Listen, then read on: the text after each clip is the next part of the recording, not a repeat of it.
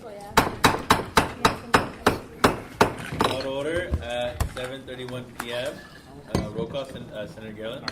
Senator Brown. Here. Senator Daniel. Here. Senator Gray. Here. Senator He. Senator Jones. Present. Senator Husto. Here. Senator Mondo. Here. Senator Prado. Here. Senator Rosenberg. Here. Senator Taylor. Here. Senator Teese is excused. Senator Wong. Here. And Senator Zisser. Here. All present and counted for 13. Okay, so we're at the approval of the agenda. Need a motion. Senator Daniel. Motion to suspend the legislative bylaws. Motion to suspend the legislative bylaws. There's a second, Senator Zisser. Second. Second by Senator Zisser. Discussion. Senator Daniel. So, I'm talking to the student she's currently You have to talk a lot louder Yeah, than talk a that. lot louder If I as can't well. hear you when you're sitting here. Zach, Why are you all the way down Yeah, there? can you sit here for minute purposes, please? Because I could barely hear you. Yeah. Only one here. Yeah. So basically, I'm talking to Cynthia Flores, the student regent. She's currently in the middle of an event representing her law school. She said she'll be done around 9, so it's going to be moved to. I was going to move the guest speaker part to maybe between new and old business. That should be around 9 p.m. You're a lot better just tabling this part of the agenda till 10 p.m., 9 p.m. So when Yeah. we get there, we go straight to guest speaker. Because if you move it and we're not there by 9 p.m., we're going to keep going. Make sense? Does that make sense? So if we're not to this agenda item by 9 p.m., then we're going to stay on the agenda item that we're on at the moment. But if you table this till 9 p.m., once it reaches 9 p.m., we're going back to guest speaker at 9 p.m. Does that make sense? Yes? Yes? Senator Brown? Nobody here tonight. No, we're already in discussion. We're in discussion about suspending the bylaws. Oh, okay. Well, Okay. Any more discussion? I have a reason. Senator Zisser? Jaron has asked that we reorder the order of old business so that we can put the elections bylaws above the gauntlet, just so that he can leave, because that's his main concern for tonight is the elections bylaws. So I'm going to bring that up. Okay. Any more discussion? Senator Husto? The Delta Epsilon Mu bill. It's on there. Any more discussion? All those in favor of suspending the legislative bylaws, please raise your hands.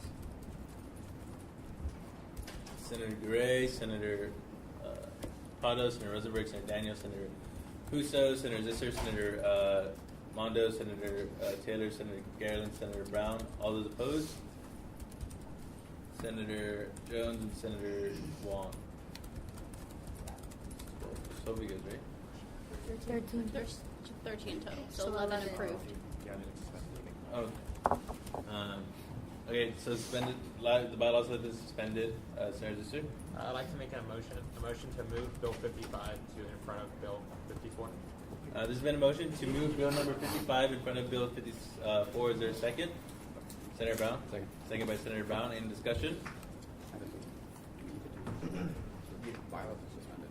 Yeah, but when you suspend the bylaws, you're suspending a specific part, and you suspended the part on when deadline is due, not how to arrange the agenda. So we're still going through motions on that. Okay, so any more discussion? All those in favor of moving Bill, can you go down, Caitlin, please? Moving Bill 55 in front of Bill 54, please raise your hands. Senator Rosenberg, Senator Daniel, Senator Justo, Senator He, Senator Zisser, Senator Mondo, Senator Garland, Senator Brown. All those opposed? Senator Jones, Senator Gray, Senator Taylor, and Senator Wong. Okay, so And Prado. Senator Prado. That's 4. Okay, so 4 was No, it's fine. okay, so we rearranged the old business. So Bill 55 is in front of Bill 54. Senator Brown. I'd like to have Bill 65 about get them retrieved to the end of new business. I just sent that out to the ASUCM. There's been a motion to add Bill number 65 to to new business. Is there a second? Senator Daniel? A second. Second by Senator Daniel. Any discussion? Senator Galen? Why? So I was an idiot and tried to send it from a desktop Outlook client on my work computer. And not only did it not send, but then I didn't have the bill on my laptop. And I only work Monday till 3:30. I got off of it, and I didn't realize that I didn't actually get it to Ivan until it was too late. And so I had to rewrite the whole bill and send it to him, but it was already too late. So this is just a blunder. And honestly, if we don't do this, I'm probably going to try and put it there anyway and send it to committee as a whole next week. So I'm just trying to send it to new business. I wanted to go through the process. I just was an idiot and screwed this one myself. Did everybody catch that? Technical difficulties? Okay. Any more discussion?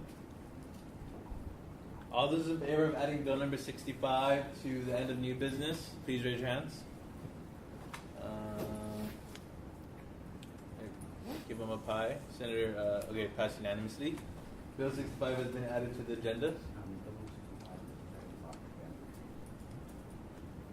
Okay. Some more. Senator Daniel? I'd like to, a motion to add resolution 11.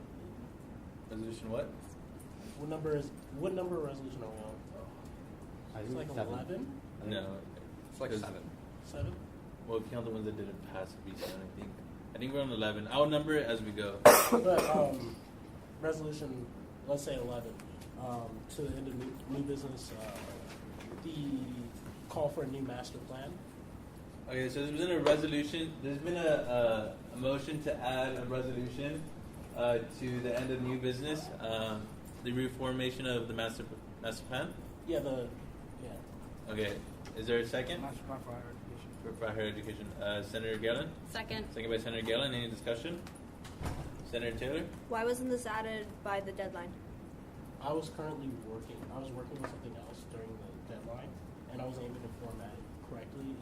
It's in UC Santa Barbara's resolution format, and it's going to take a little bit more time to actually like do the font changes and everything else to make it match our school specific format. Senator Mondo. So it's currently done though? You've done all that? It's over the course of the week. Well, I'll probably have it done before probably midnight before the committee's meeting. Senator Mondo. I don't want to get sniper anything, but I mean, so you haven't finished the editing the bill, but all the text is there at least. Yeah. Okay. Senator Daniel. Oh, yeah. Senator Daniel. Yeah. Okay. Any more discussion? Okay, all those in favor of adding resolution number 11, the reformation of the master plan for higher education, please raise your hands. Senator Prado, okay, passed unanimously. Resolution number 11, which number is tentative because I don't know if that's actually 11, has been added to the agenda. The reformation of master plan for higher education, right? Master plan for okay. Well, I need a motion to approve tonight's agenda. Senator Galen. Motion to approve tonight's agenda. There's been a motion to approve tonight's agenda. Is there a second? Senator Zisser? Second. Second by Senator Zisser. Any discussion? Okay. All those in favor of approving tonight's agenda, please raise your hand. Tonight's agenda has been approved unanimously. Okay, we are now at the approval of last week's minutes. I need a motion. Senator Galen. Motion to approve last week's minutes. There's been a motion to approve the minutes of last week. Is there a second? Senator Prado. Second. Seconded by Senator Prado. Any discussion? Anyone opposed to approving last week's minutes? Last week's minutes have been approved unanimously. So, guest speaker. We are now at guest speaker. Senator Brown. Motion to table guest speaker for until 9 o'clock. There's been a motion to table the guest speaker portion of the agenda to 9 o'clock. Is there a second? Senator Daniel. Second. Second by Senator Daniel. Discussion? All those in favor of tabling the guest speakers portion of the agenda to 9 p.m., please raise your hands. Senator, okay, approved unanimously. Guest speaker has been tabled till 9 p.m. So we are now at Chair's Report. Yeah,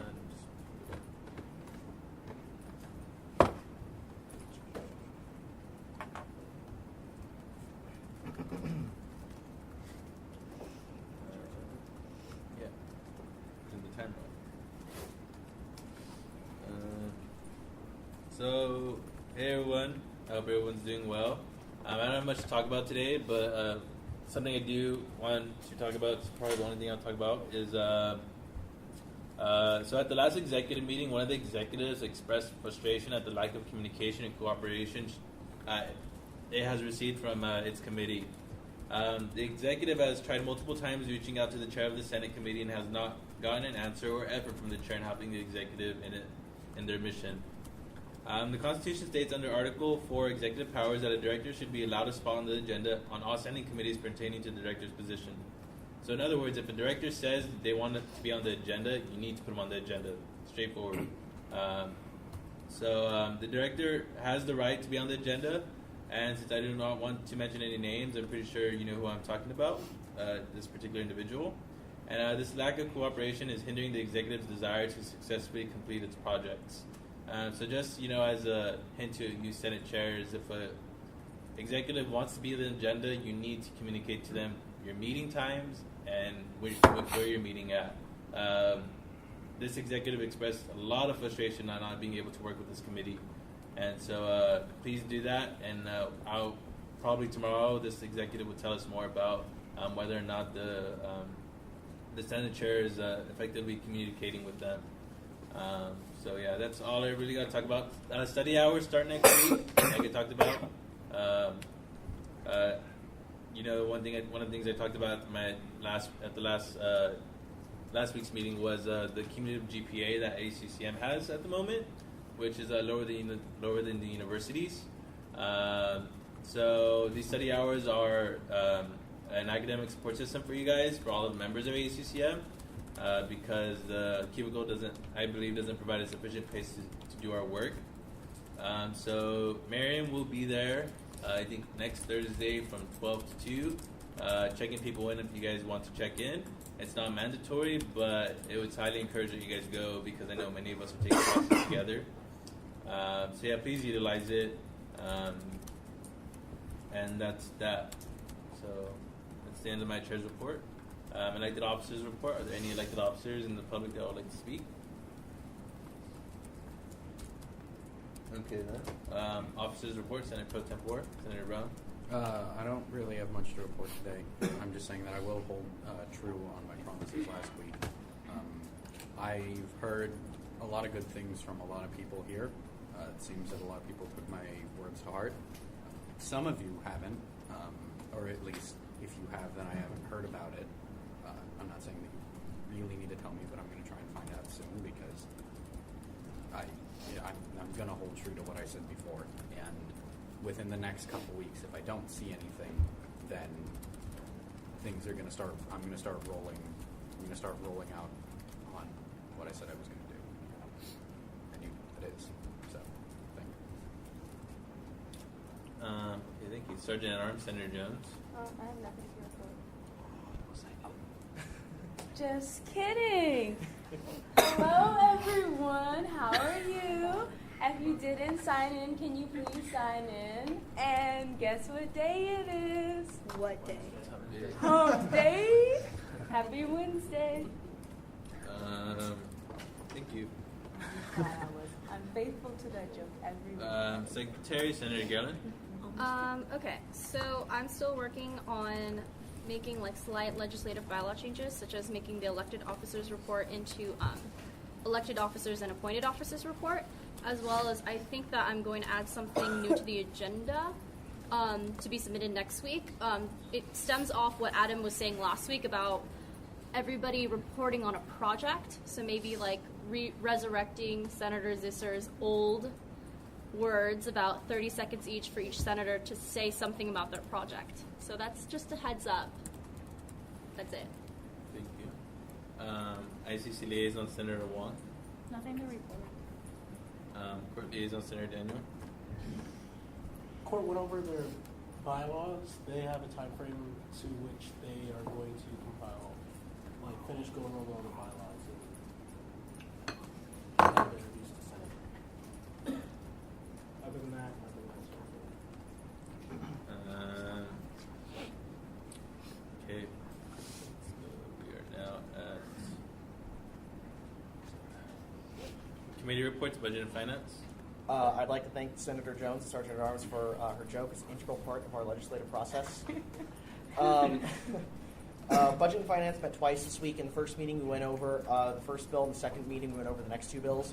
Sorry we had to split the meetings. It seems like we're going to do that again next week. So senators on the committee, probably be prepared for a second meeting again, though I'll give you better notice on it. I had a bit of trouble getting the times together. I had to get ready for a midterm and a gigantic quiz that, you know, how it felt. Yeah, we're going to be going over, I have some more bylaw changes coming up soon, just a couple of revisions, or just review because it says we have to do it eventually. But for right now, there's not much else that the committee's doing. All members were there in the first meeting. At the second meeting, Senators Wong, Garland, and he were absent because of class conflicts, or they had something we previously scheduled over that time. Senators Daniel, Gray, and myself were present. I'm going to make first, Senator Brown. We met. We went over all the bills. We hope to start this week getting the first meetings going together. So, yeah. And we've got a meeting down at Thursday morning. Was it 9? 8. It was 8. Yeah, at 8 a.m. on Thursday mornings. Yeah. Where? In Lantern. Okay, student activities, Senator Wong. We discussed all the bills that were sent to us, and then one of the things that we discussed was what are some things that as a committee we want to let ICC know, since I'm the ICC liaison. And then on that end, one of the things that I want to do tomorrow is to give our business cards to ICC, just so that we're reaching out to them. So if you want your business card to be handed to them, please let me know also so I can kind of organize that so we can have a pile per person or club. Was everyone there? Oh, yeah, budget and finance. You reported the attendance, correct? Yes. Academic affairs. What? Go ahead. Was everyone there? Yeah, everyone was there. Academic affairs Oh. attendance. Yeah, everyone was there. Student advocacy, Senator Garland. Okay, so I was late this morning by about halfway through the meeting at 10:30. So in purposes of the two bills that were discussed before me, Senator Husto can talk about that. Other than that, everybody was there except for Ali, who was excused. Evening, everybody. Just a few things I wanted to bring up. Firstly, I wanted to say that I'm really happy to announce that a lot of senators have been working with me over the past couple of weeks. Been sending me legislation, trying to get feedback and comments ahead of time. I really appreciate the opportunity to work with you on the legislation before it's sent to the table. I think it makes better documents that then aren't going to have anything that's a fight here. We can just figure out ahead of time a lot of the stuff. And I also wanted to thank a lot of the senators that have been working with me on the projects and discussing stuff online, also discussions on our Facebook group as well. I think that a lot of them have been really positive. People making updates on what they think about legislation, posting ideas on there, and I think that's a really great use of that group page. I also want to mention regarding the master plan resolution, UC Santa Cruz just passed this. This is something that a lot of UC campuses have been supporting. It's the idea that the master plan was created in 1960, and it really didn't include students very much in the process. Now, visionary President Clark Kerr of the UC system, along with a lot of legislators, created this. At the time, it was meant to be an affordable, accessible, and quality education. But it didn't have any specifications for diversity, which has been something that the UC has really encompassed as a core principle, even though it technically really is not one of the tenets of that. And additionally, it's something that, I mean, you can imagine since 1960, our UC system's grown a lot. We're being challenged with new ways to teach, being challenged with a decreasing state budget situation, a much larger UC budget, and kind of the role of public universities changing in the United States. So I think it's very important. We definitely look into that. That will be sent out a little bit later. Another Berkeley's chancellor also came out in support of it. So I think this is something we can really get on and support this campaign to really try and see this legislation reviewed and updated to include more student groups, to include diversity tenets, and to ensure that we are keeping it updated with the university as it grows. Next, I'm also planning on going to, if possible, the UC Irvine trip, or UCSA board meeting in Irvine this weekend. I'll have the opportunity to hopefully meet with a lot of their elected officials while I'm there, be able to see some of their facilities.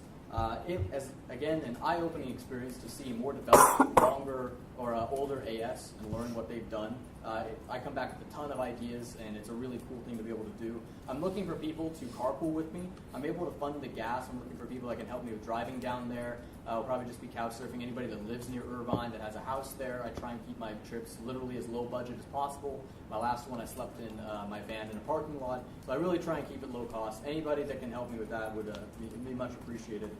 We had a very successful lobbying meeting with the external office. Are you going to probably do a little presentation? All right, never mind. Put him on the spot.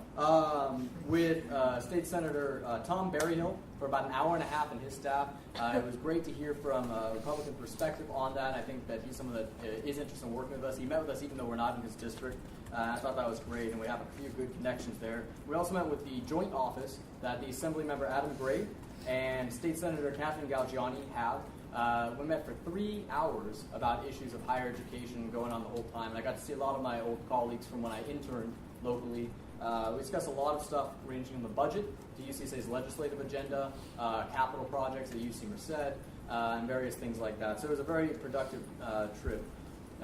I wanted to encourage everybody, one of my big things for my primary aspect or task I've asked in charge for the Diversity Commission is to really try to expand to celebrate a lot of the other forms of diversity we have on campus. We've seen great success with Multicultural Student Council. I think Senate, with your allocations, have also seen that this is something worth investing in, and it's valuable. And I'd like to be able to have it encompass a lot more. So we've been working on trying to create an LGBTQIA commission, as well as a religious commission and a women's council for issues affecting a lot of the other communities that we have on campus to begin discussing, advocating, and hosting educational seminars, programs, events like that. It really is whatever people want to make it. And I encourage all of you as campus leaders to get involved in that. If any one of those is something that applies to you or something that you're interested in advocating for, or if you don't see something on this list that you'd like to see happen, please let me know. I think it's very important that we expand that discussion to not only be a discussion of ethnic and cultural heritage, but also to be a lot of the other things that we have on campus. I know we had the religious protesters out there. That would have been a great topic to discuss with the religious community and how they feel about that, and how we can make sure that people are responding to that in a positive way, and how that message can get out to campus in a productive format. I also wanted to encourage you all, if you're interested in trying to create content for the Prodigy, Bobcat Radio, Bobcat Media, or RAM, trying to do a talk show, trying to do a video, trying to do an article, or something that you're particularly interested in at the table, please use these media sources. We may not have the best communication in ASUCM to the student body, something that has been a thing that we've been working on this year and I think made strides towards, but still haven't quite realized. But these are great outlets. So if you personally, as a senator and as a leader, would like to try and reach students, these are great outlets, and your contribution will help them develop and be strong on campus. I also want to mention a lot of you were following regarding the USAC and divestment issue, of course, between the Israeli-Palestine divestment issue. I just want to say that I am very proud of ASUCM personally. While I may be at times critical, I think one thing that I really pride myself in ASUCM is that we are a very moderate voice. We are always looking to look out for the students. We're always looking for university issues and things that we can really address that will affect students. That sounds gimmicky, but when you look at a lot of other campuses, they're discussing military aid in the Pacific. They're discussing things like Supreme Court cases and the rulings. They're discussing divestment in Israel, a country very far away, which has students on both sides of the issue. And people are coming in with their individual personal agendas to the table. And I really appreciate all of you coming here and all the other executives and other people in ASUCM actually wanting to do things that will definitely affect our students and creating something there. That is something special, something I think we should try to nurture and maintain in ASUCM. I think it's a good influence on the system as well. Lastly, regarding legislation, I did send out, did everybody receive the election bylaws changes that I made, the amendments? No? Stupid crops. We'll send that out. Zach, did you get those? Did you get the election bylaw amendments? I'll send those to you. Generally, I actually think that they were a very good update. A lot of the things, as I mentioned, I wrote the election bylaws last year. There were parts where it was verbose, there was parts where it needed a little more explanation. I think it does effectively do a lot of those things. There are a couple sections which I have issues with. I did make comments on this document. I'll send that out or post it to the Facebook group regarding things that I thought we might want to discuss further, things that I lean against, and only, I think, 3 things which I really would like to have changed in the thing. Otherwise, I think it's good.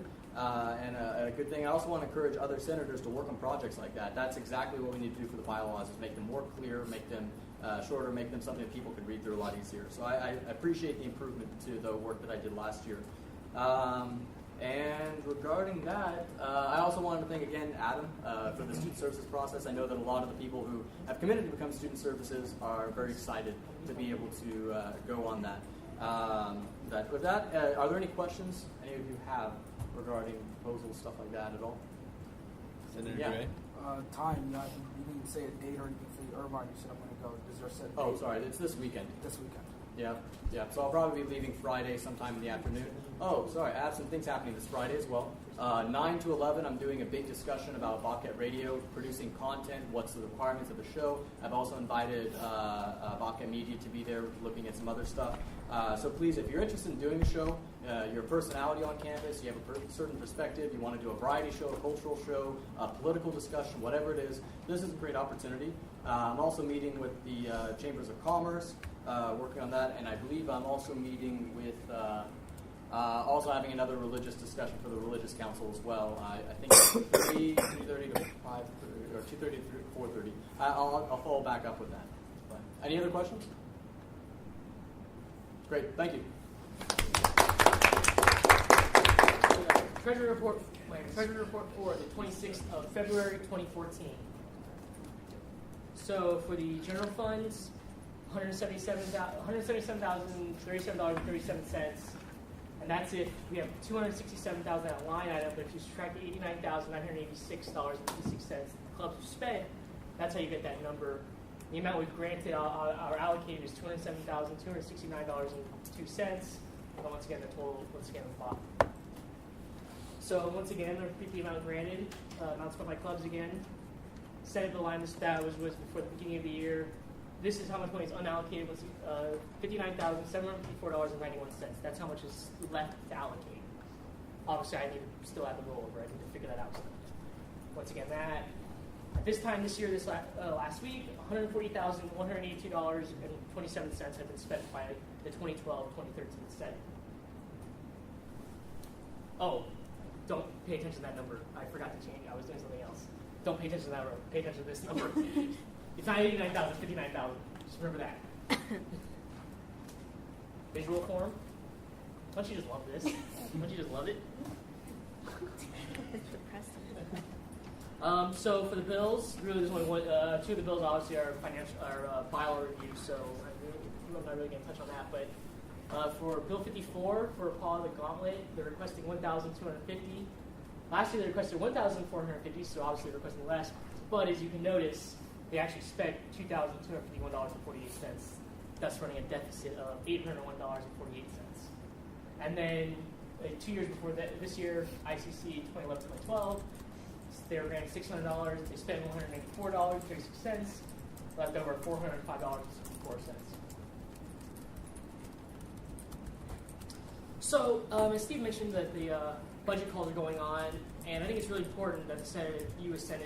senators show up. Now, obviously, if you have class or something else scheduled, you're a student first, so don't try to force yourself to go attend class still. But for the rest of this week, for ICC, the IVP one, I'm hoping to have Thursday at 1, although I'm still trying to find a reserve room. For president, also tomorrow at 11 a.m. So that's why I originally had it at 3, but then I had to change it. And then for the ICC, it's Friday at 3 p.m. I can give you, the room is the OSL conference room for that one. I have the room reserved for that. Or I think I sent the reservation, I have to get it back. I'm hoping it's there, so that way then if more people show up, it won't be as cramped, because I think these 2 I'm going to have to get the library meeting rooms, and they're going to be kind of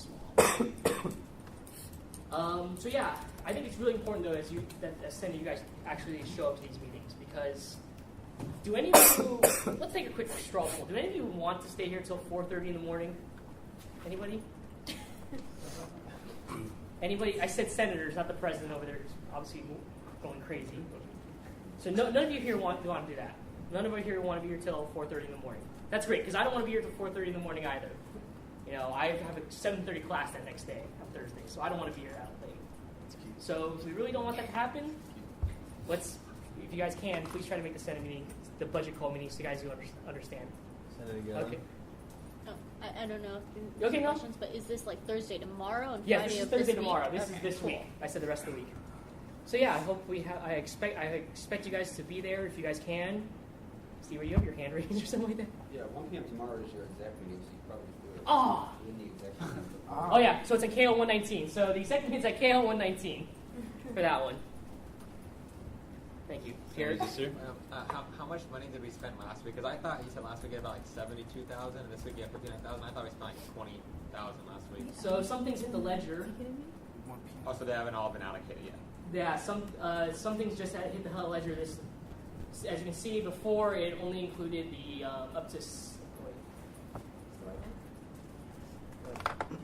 This is the one I used last week. It went to Cycling Club, and now if you include it this week, they now have Circle K, Nesby, Democrat Club, Hermanos Unidos.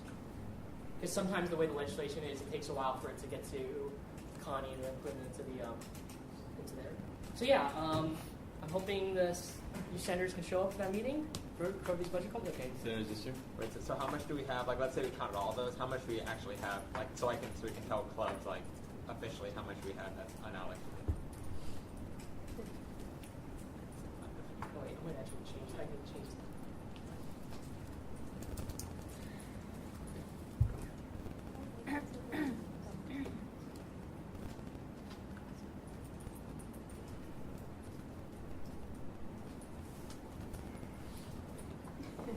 There you go. That's how much. So yeah, I expect you guys to show up if you can. Obviously, if you have class, like I said, go to class. You're a student first. But I don't want to be here until 4:30 in the morning. I did that last year. Don't really want. Oh wait, do you have a question? Do you know when you're gonna have the RCO things? The RCO bid will most likely be on a weekend to help you guys. So that way you guys can really show up to those. Yeah. So yeah, most likely on a Saturday and probably split into 2 days. So hope we have that understanding, and I hope to see you guys at those meetings. Anyone in the public that would like to speak? Please state your name and the organization you're representing if you are. My name is Selfless. Sorry, I didn't know it was public forum already. SAA, just want to say thank you so much to Senate and all of ASUCM for all your support. Over the past 2 days, we were able to write 1,025 thank you notes to students and donors. And so thank you. We gave you a card, thank you card. Oh my God. But I don't know, like. I'll hold it. Thank you. Yes, I see it. I'm gonna put it in my room. Alright, is there anybody else in the public that would like to speak? So we'll go this way and then please state your name and organization you're representing if you are. Yes. You all know me, I'm Mr. Kobe. I'm the chair for the Commission on Municipal Relations. I'm here to speak about Bill 20, or no, what number is it? 61. 61. Bill 61. It's funding for the Commission on Municipal Relations. I just want to go over the logistics of the bill and some of the things that the Commission has been doing. So first off, I'll start off by saying that we've met with a lot of clubs and a lot of organizations here on campus, as well as administration, to kind of, gain support on some of the things that we're wanting to do for this semester and next semester. And we've gotten an influx of support and increase of students interested in joining the commission or being a part of what we want to do. Right now we're looking at maybe roughly 70 to 80 people who have actually put in interest in the commission and wanted to join. I'm going around and looking through maybe 20 to 30 of them right now. So maybe by next semester this will grow exponentially. As of right now, the Commission is working on a few projects. So first of all, we're going to be looking at the UCSD collaboration trip. That trip is for the emphasis of learning how each person in my commission can actually do their job more efficiently. And so what we'll be doing is we'll be structuring our commission more inclined towards a system that's been working for a long period of time and seeing how they've been working their communications and collaborations in the city. Another thing is an Experience Merced event. This one is very big. It's to gain the students' interest in the city. So a lot of students here, as you guys might know, that live on campus haven't actually stepped into the city. Or if they have, maybe just took the train to like go home. We want to change this cycle, we want to change this trend, and so we want to make sure that the students are fully engaged in the city. This is an important step. This is a sample right now, so it's kind of like a test. We ran some surveys in the dorms, and roughly 70 to 80% of the students that we surveyed have not actually been to the city of Merced. They stay here on campus, kind of isolated, which is really unfortunate. So as municipal relations, we want to increase the trend of students going to the city to kind of be involved. I spoke to a few officials in the city, and they're interested in opening up internships. Really cool. So we're starting off with about 10 internships. We're going to be opening them up maybe at the end of the semester. And these internships are mostly political science and business-based. I'm looking to expand because we have an influx of interest in sciences also. So I'm looking to see if we can maybe expand and we can make relations with more of the science industries in the city. A few other things. Community meet and greet. So it's kind of like a town hall. We're going to be having a town hall at the end of next month. We're going to have 3 of the city council members coming down, explaining to us students maybe some of the concerns or questions that we might have. I feel like it's very important. Some students don't know much about the city. They don't know the officials here. We're here to explain that to the students. Community organizations. We're going to have community organizations coming down to the school. So we've had something similar, businesses coming down to the school, but never have we had like advocacy groups and different organizations and fundamental aspects of the city of Merced coming to our school and explaining to the students. So we're hoping to fund this event as well, on that caliber at least. Another thing we're looking at is the appreciation banquets. A lot of people ask for appreciation banquets. It's kind of a given, but this one is somewhat different as it's having politicians, administration, ASUCM Senate, and government ops, and students all in one place, and kind of making sure that they're kind of understanding each other's perspective. As municipal relations, we want to make sure that all of our groups are communicating, and we're all there constantly knowing each other's ideologies. And so I feel like that might be an important event. We can reduce the cost maybe by having it at school if Senate is not too inclined to do that, but we would like to have it in the city as a measure of showing our relationship with the city too. And I hope everyone supports as well. Thank you. Anyone else? Oh. No, sorry. let her go.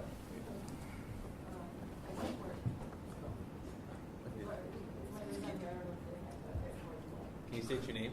Sorry.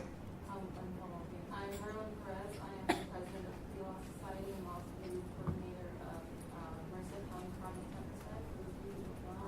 Your organization goes out into middle school and up to 8 years of performance of the state and school and high school. I'm also a California Campus Community Engagement Student Fellow, and I'm also the lead legislative affairs and municipal relations.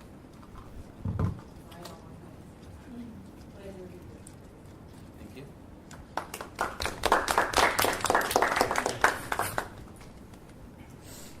Raj. Hi everyone, Arash, ASUCM Court of Chief Justice. I apologize in advance. I haven't slept in like approaching 70 hours. I just wanted to elaborate on Zach's report and talk about just a minor issue that we have been having with these new elections bylaws that are coming in.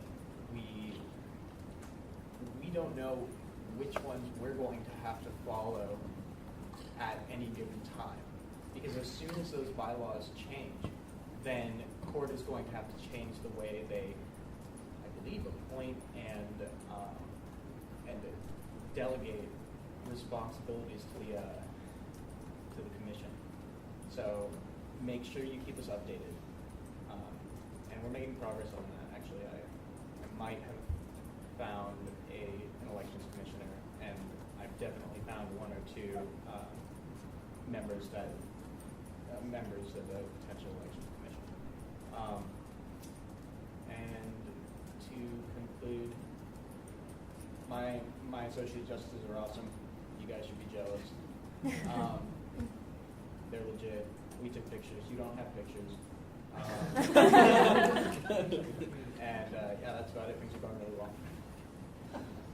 Anyone else in the public? Okay. We are at old business. Bill number 55, the annual election bylaw review, introduced by Senator Mondo. Senator Mondo? I move to approve bill number 55. There's been a motion to approve Bill 55. Is there a second? Senator Daniel? Second. Second by Senator Daniel. Committee reports, budget and finance. Passed. Academic affairs. Passed. Student activities. Passed. Student advocacy. Passed. Senator Mondo, 2 minutes.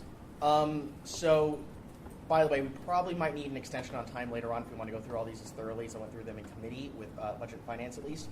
But the point of this was, Jaron produced a very thorough set of bylaws last year, building on what we had before that. The job that Maurice and I had this year was to take the bylaws that we had and try and make it a little bit simpler, because there were a lot of great ideas there, but court had issue implementing everything in those bylaws. So we wanted to make the bylaws easier for people running for office to understand, easier for court to implement, and also be able to make the Elections Commission itself more flexible. Now, what Rasha said is right. One of the problems is doing it this lengthy process is that there might be a problem with adhering to all the bylaws perfectly. But I do think that this new set of bylaws will definitely provide a better structure for the elections this year. So that's about all I have to say. Then we can go into discussion, and just let me know how you want to do this. We haven't really done a comprehensive review like this in our Senate yet, but I did see how Senate had done it in previous years. So I don't know if the pro and con format would work perfectly for this, because I was thinking going line by line for those who want to know that certain things and explaining them the changes, or if they were okay with the changes, that's moving on to the next section. Senator Daniel? Can we suspend legislative bylaws for that specific point? Oh yeah, is that yeah, because the bylaws, like Jaron said, the bylaws state we do have to go alternatively. Are they already so somebody suspended? adjusts it. Because I'd rather Senator Mondo? I'd rather not suspend the bylaws for it. I just think that the pro-con format isn't as conducive to doing this type of legislation. Yeah, I understand. Yeah. Oh, I'd like to yield the floor to President Brandon as well.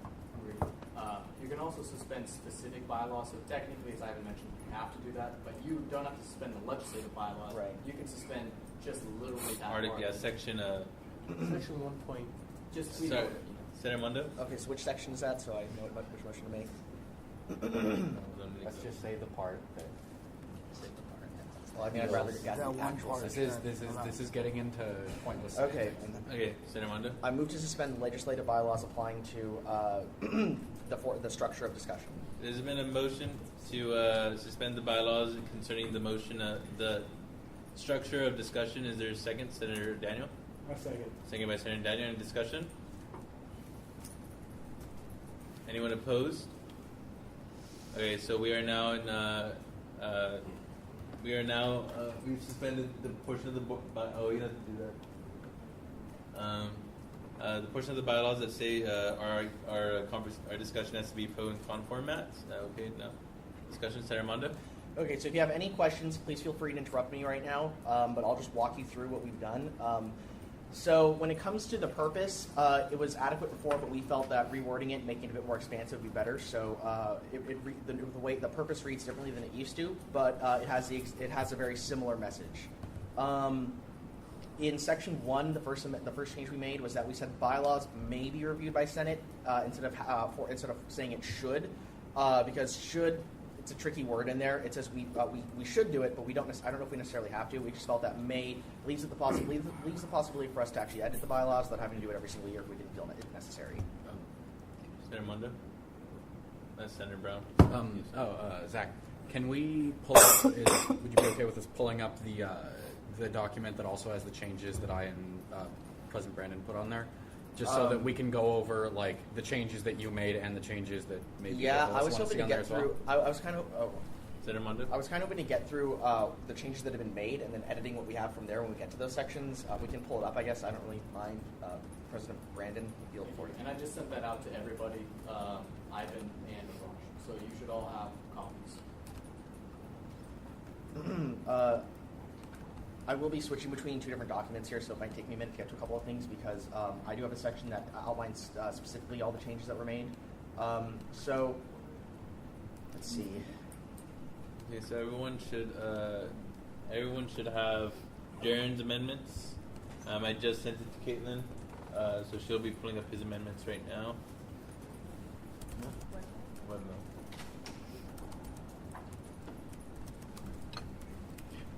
Any more discussion? As a point of information, the document that he also sent out also has my amendments that I put to it as well. So. Okay. So it's going to be a sort of synthesis of three Senator Mondo? One, just let me know when you're ready to go on with it. I'm just telling you right now, we're probably going to need a time extension on this, and this will probably bleed over after the super region speaks as well.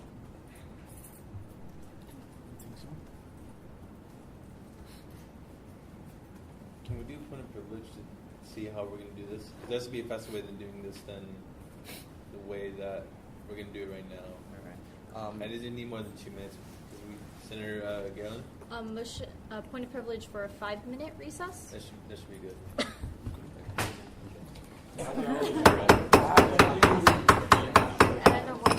Okay, so I'm assuming we have the structure of how the discussion is going to go? I think so, yeah. Yours and Jaren's together.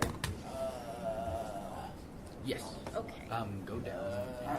There should be like. All right, Jaren, just wave at me. Not here. No, Yeah, you start getting to slides. Well, I know to look at that document because I got to have 3 different documents up now. I think of that. This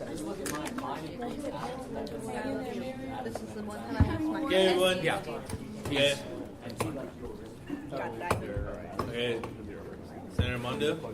Okay, so I'm going to move line by line through mine. Adam is going to interrupt when his stuff comes up, and I'm going to bring up some President Brandon stuff when it gets to that also. Okay. Senator Gray? Are we going to vote on each individual issue? Which one are we going to choose, or what's so going point on? of information. His is the bill. So Yes. when Yours has nothing to do with it because it's not on the table. No. I'm making amendments to his bill.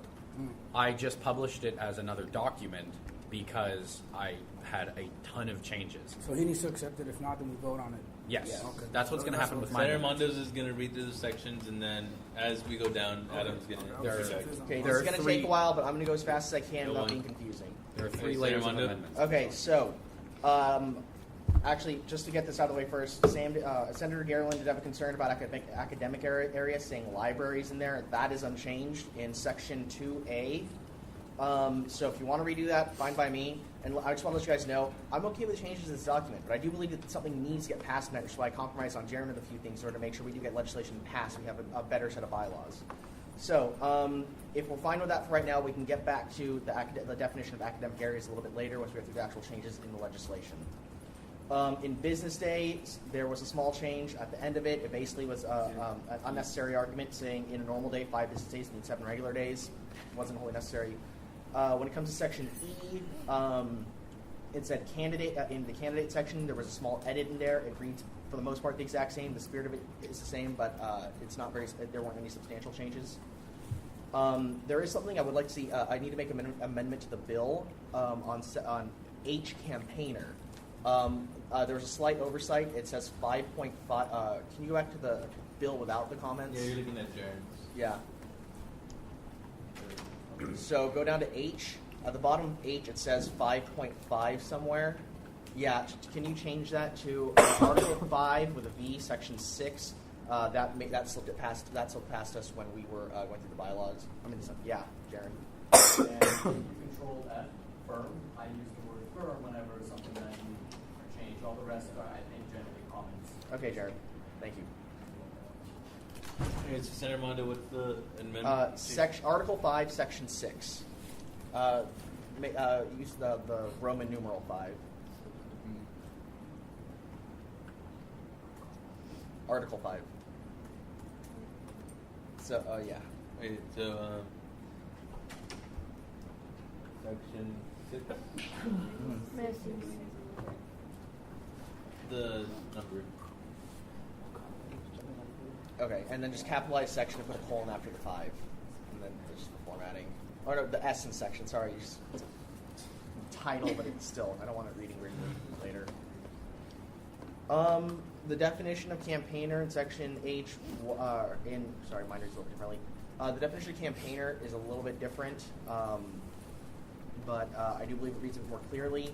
And if you go to section K in definitions, it says elections board. Technically, the Constitution outlines an elections board, not an elections commission. So we use the definition of elections board, and then we refer to it as the elections commission, basically meaning the board and the commission are the same thing. So now there is a head elections commissioner who leads the entire commission, and then there are 6 other, and he's appointed by the Chief Justice, or he or she is, and then there are 6 other commissioners sitting on the commission that tasks are then delegated to. Now, if you go down to P, this one is going to be a point of contention. We can edit this one when you get farther down. I did have a productive conversation with Steve, Charles, Maurice, Jaron, many of the people that want to say in this. We changed slate to party in here. I am okay with that going back to slate. It's more of an argument over whether or not what definition we want to use and the implication of party. So if anyone wants to change that back to slate, that's okay. Me personally, I don't mind either way. So I just want to, take a straw. Does anyone want to see that returned back to slate right now? Yes. Yes. Okay, so you want to make the motion, go ahead. Senator Gillen? I'd like to make an amendment to change section P of section 2. Definition. Yeah, P, the definition of what is considered a party into the term slate. Do you accept, or do you want to go to a vote? I accept. Just out of time, but So, slate.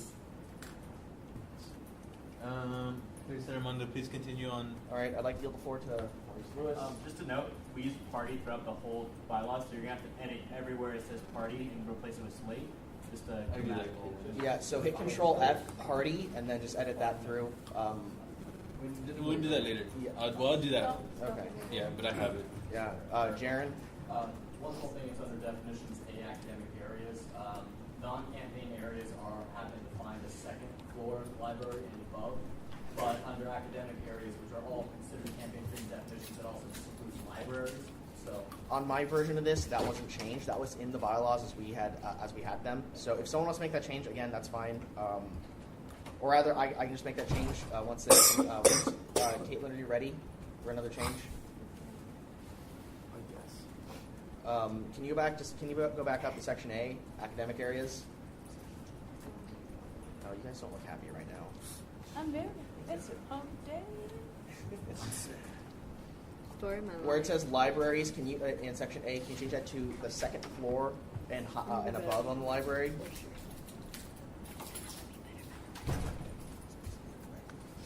She'll put that in green. Yeah. And can you make that in green? Senator Mondo, please continue. Okay, so if you go back down to S, the definition of referendum has been cleared up a bit. It's a bit shorter. In section U, the definition of UCOP was made a bit more concise. If you go down now into section 3, when it comes to publication of election bylaws, I think this is where Adam has his first change coming up. Basically, this was made a bit more concise. The spirit of it is still there. ASUCM is, if anyone wants a hard copy of elections bylaws, ASUCM provides it. It's pretty simple. And then we just make all this stuff publicly available. That's about it. Okay. Senator Brown? So I have a few edits here. And they're pertaining to this part, that section, right? This is section 3. Your Section 3. This is That's yours. well, now you're down. Stop. There you go. Okay. So the brown changes, the brown comments on the side are Jaron's changes, and the purple slashes are the ones that I want to get rid of, and the underlines are yeah. Okay. So my first change, and mostly this is just when I say made readily available to all students, it allows the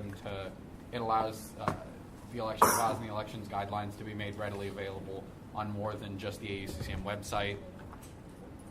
Doesn't really matter to me if that gets passed or not, but that's just sort of the semantics and the wording that I wanted to change. And the other one was seeing as how a free hard copy, I just, like, me being environmentally friendly, I think that uses a lot of paper.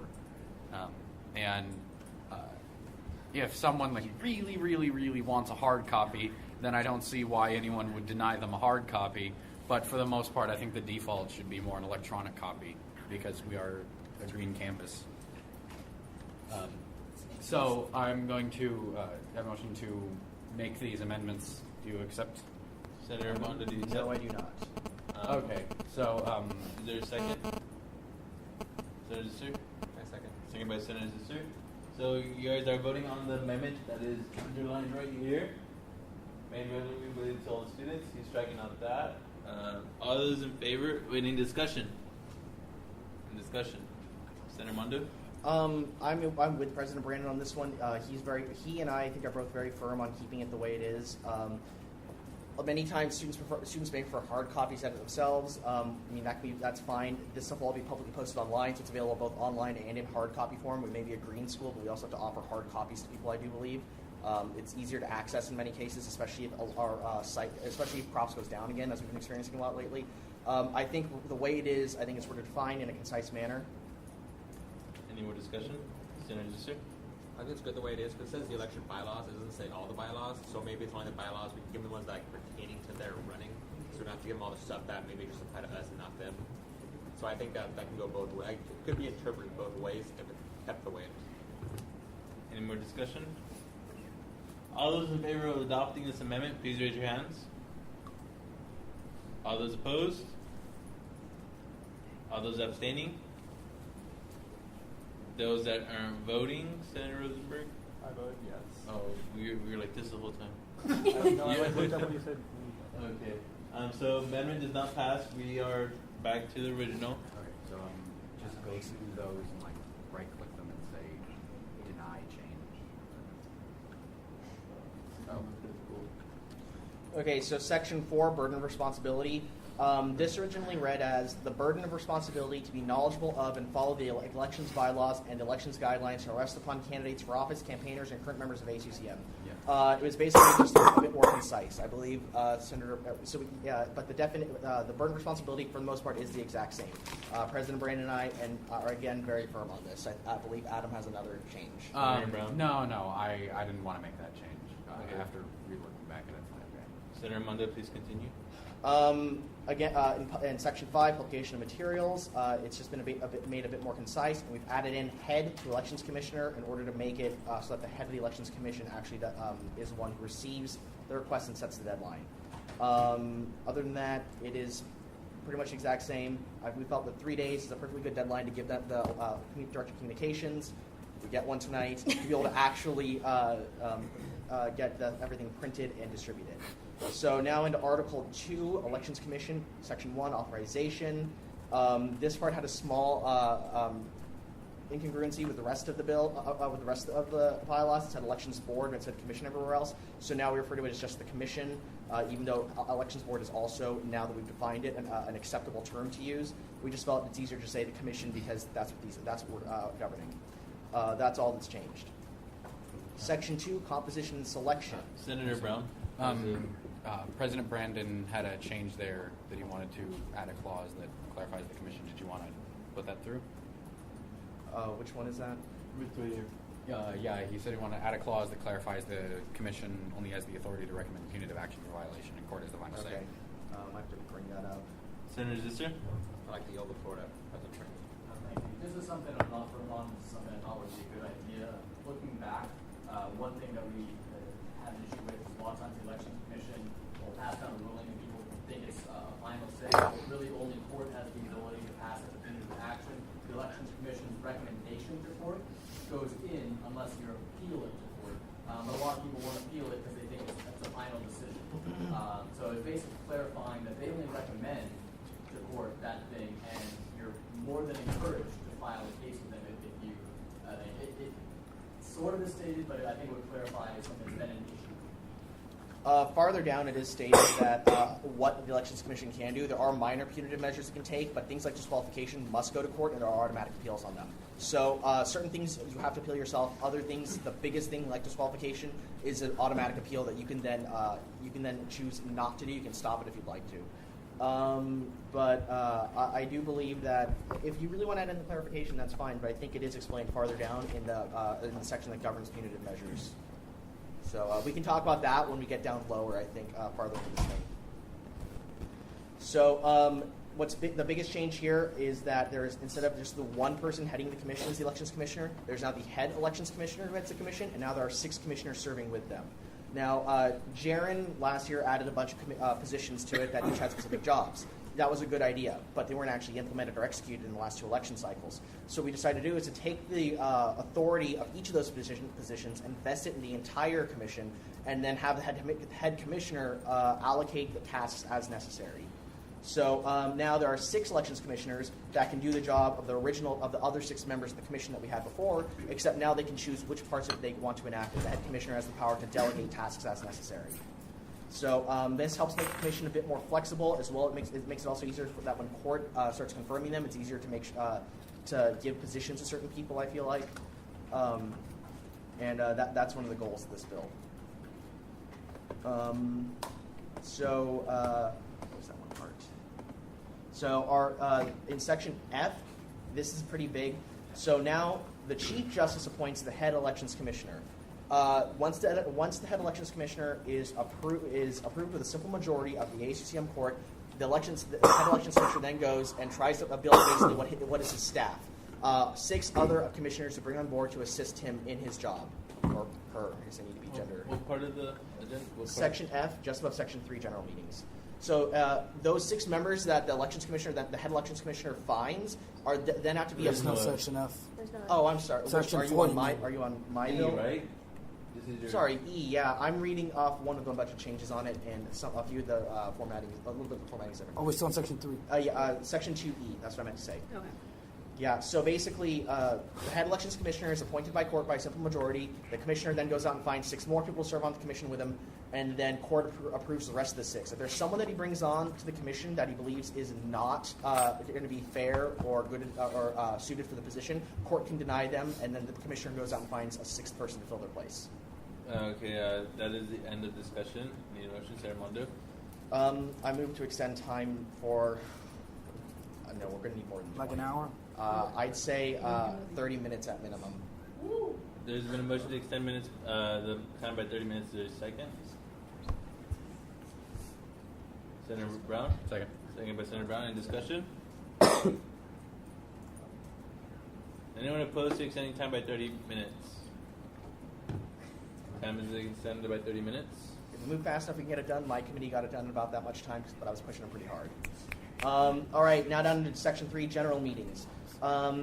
Section B has been reworded, but the general meeting, it basically provides for that if the head commissioner is not there, then a temporary chair will be voted for the duration of that meeting. They have to be open to the public. They can enter a private session like we can if they feel like you need to discuss something private or personal. And their dates, times, locations, and notes must be, dates, times, locations must be made available to the public. Section 4, duties of the Elections Commission. Now, this is the section where, in the previous bylaws, they had delineated what every single position did. Every one of those jobs is now invested in the entire commission, and then the head commissioner delegates tasks as necessary. So they still have to run. They still run the election. If there are any polling stations, they do that. They also run that. They design and approve the ballot, which is governed by these bylaws as well. They have to follow UC Merced policies. They have to host at least one Meet the Candidates forum. Now, President Brandon would like to see something in here that I don't mind. It is also adding in they also must host one presidential debate. So, let's see, in section 4F, after forum, can you add and one presidential debate? Point of information. Also, there's a comment on here that says they'd like to see the word official added to polling stations. Okay. On section 4B. I would be willing to accept that amendment as well. Okay. Where are we at? Section 4B. Oh no, not those ones. You know, go back to the original one. Well, hands, but they're just not official. Senator Mondo? So section 4B, the commission organizes and runs any polling station, any official polling stations, if any. Add the word official before polling.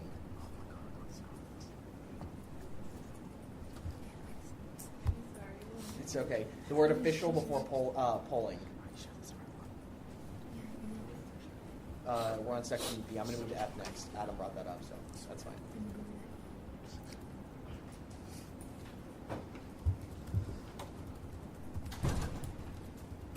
Senator Mondo? Okay, now section F after forum, can you add one presidential debate? Do you want the word official on that too? Okay. I yield the floor to President Brandon. One thing to also consider, and this is not in the comments that I made, but I've been thinking about it. For example, IVP, EVP, treasurer generally are not, the meet the candidates is tailored towards Senate candidates. If you imagine we have 20 positions up on the ballot, 2 candidates for each, is 40 candidates and meet the candidates. If every candidate still got 2 minutes, that's what, an hour and a half. After forum, or 2 hours. one, and then parentheses the number one presidential debate. It's worth considering perhaps having something for the rest of the executives as well. This is just an idea to discuss, but there really is no opportunity for, say, an EVP candidate to debate another EVP candidate, and that's a very important position as well. Senator Zisser? I'd like to make a friendly amendment to say, where it says section F, it says, and run at least one meet the candidates forum, and run at least one meet the executives forum. Do you accept? I'd rather that go to discussion quickly. So Okay, no. so is there a second? Senator Yi? Second by Senator Yi. Discussion? Senator Mondo? So the one problem with that is we can't, if we add in too many events for them to have to host, it becomes kind of difficult to run the elections, getting all the rooms available, getting everything ready. I think that is a bit restricting. So I think that it's up to the commission then to make sure that when it comes to the Meet the Candidates Forum, they provide a session in which the different EVP candidates can actually express their viewpoints. A full debate would be nice, but I don't think there's time in our elections for so many debates and so many forums. But so I would like to see that, but I don't think the structure is there for it right now. Can you make that one the word and then one the number in parentheses next to it? So 1 parentheses 1. Any more discussion? Yeah. And then remove the outside parentheses around 1 in debate. Yeah. Any more discussion? Senator Zisser? Well, I just think Jaron made a good point. I mean, I know it's like asking the commission to do more than they have to, but I think eventually we get to that point and our school gets divided enough when we have like 40 candidates running, which is totally possible for this many positions. It would take over an hour and a half to hear them all talk, and that's a long time to make students sit there. Senator Gray? I don't think he's really talking about. I agree. I like the idea that President Brennan has, but I think if we're trying to let these commissions be a little more free with what they want to do, I think this is the best approach. I'm pretty sure they're going to think of of the execs when it comes to it, but I see your point definitely. Senator Jones and then Senator Mondo? At the last Meet the Candidates, when we were all running, like, Senate members were there as well as executive members, treasurers, so I don't really find it necessary. Senator Mondo? They can host an event if the Elections Commission chooses to also. This doesn't say they can't. So this just mandates they would do those 2 events. They can then, I do suggest that the next commissioner does that, but they don't have to. I'd like to yield before to Maurice Lewis. Yeah, so just to make a point, so there was actually no presidential debate before until my elections commission instituted it. So during my elections commission, basically we kind of came up with the idea. So something like that, a good idea that the president had, would be something that the election commission can't consider and can't do. Just like the presidential debate was something that was really created under the commission. So just letting them, as I understand, to them do what they want with this would allow them that freedom to create new events like the presidential debate, which is now being instituted. So. Senator Mondo? Any more discussion? Senator Gellin? No. Any more discussion? Adding an executive forum. All those in favor of adding an executive forum to section 4, subsection F, please raise your hands. Please raise them up high. All those opposed? Raise them up high. All those opposed? Abstaining? Okay, amendment doesn't pass.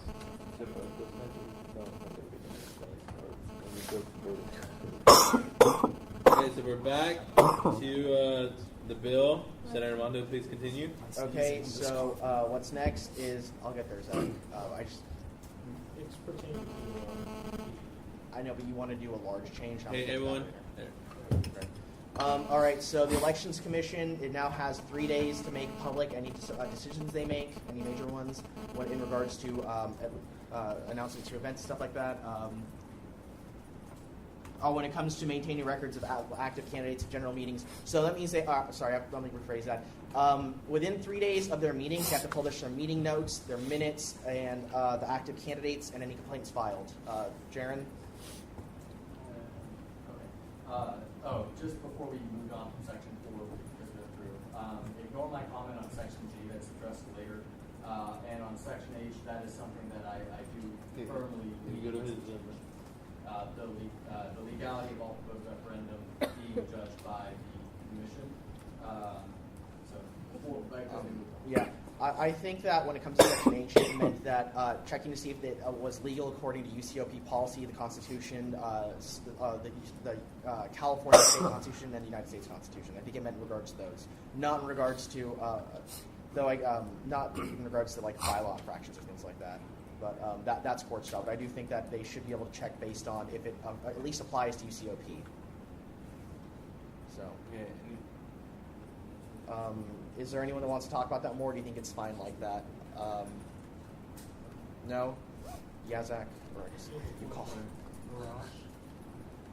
Hold up. You guys are starting to discuss and not even being called on. Please raise your hands. Raise your hands. Hi. Senator Daniel? I think it should be under the purview of the court and not the commission. Because the court has overview of if it violates the Constitution or UCOP policies. So, you know, the floor, Raj. Under the Constitution, you have control over appellate jurisdiction. So there's nothing wrong with that. I mean, you might have an objection to it coming from somewhere else, but I believe I'm not like if you went to court, I don't know what would happen, but just by glancing at it, I don't think there's anything legal about it. Senator Mondo? If a complaint does arise over someone making a bad ruling on legality, or the commission does that, then it would go to court and court render the final decision on that anyways. So I do believe that if they do happen to misstep based on that, then yes, court would be the final arbiter, and so there is a check on that. Any more discussion? President Brandon? So I didn't make many firm commitments, but that is one thing that I'm very firm on. Ross is correct. Constitutionally said it can do this, but I do believe it's important that court is the branch because court has a much more fair appointment process. Commissioners are selected under this process, and I do like it for being more effective, but effectively it will be one person which then selects their team to be affirmed by court, which in my head is basically one person will be determining the legality of the referendum. Though they are supposed to be neutral in the case that they disagree with the thing. They can make a very arduous process. They could be unresponsive. Though they could go to court, I just prefer that legality be left in the hands of the court. Elections Commission is not set up for legality. It's set up to make sure they follow like the procedures of an election, not judge the content of the candidates or the content of the referendum. Court is much more better equipped for that, and it's much closer to the business. But it's something I am currently.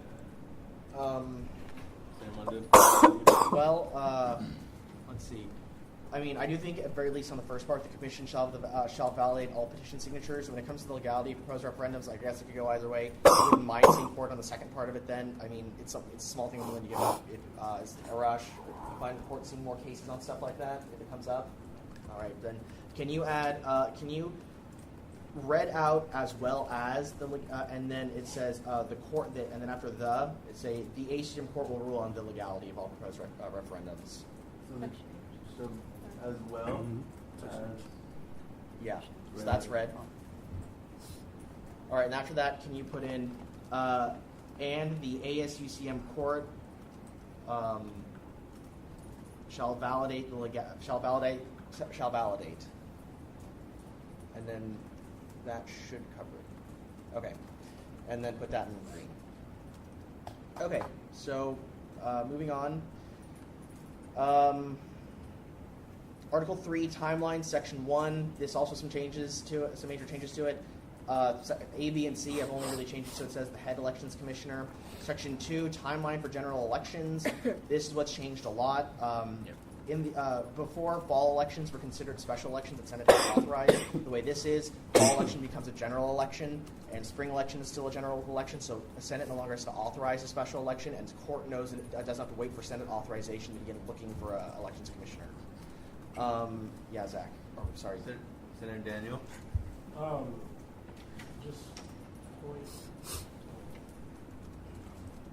Just because I know we tabled the guest speaker to 9, she's actually waiting. So, is it possible to table this bill until after the guest speaker?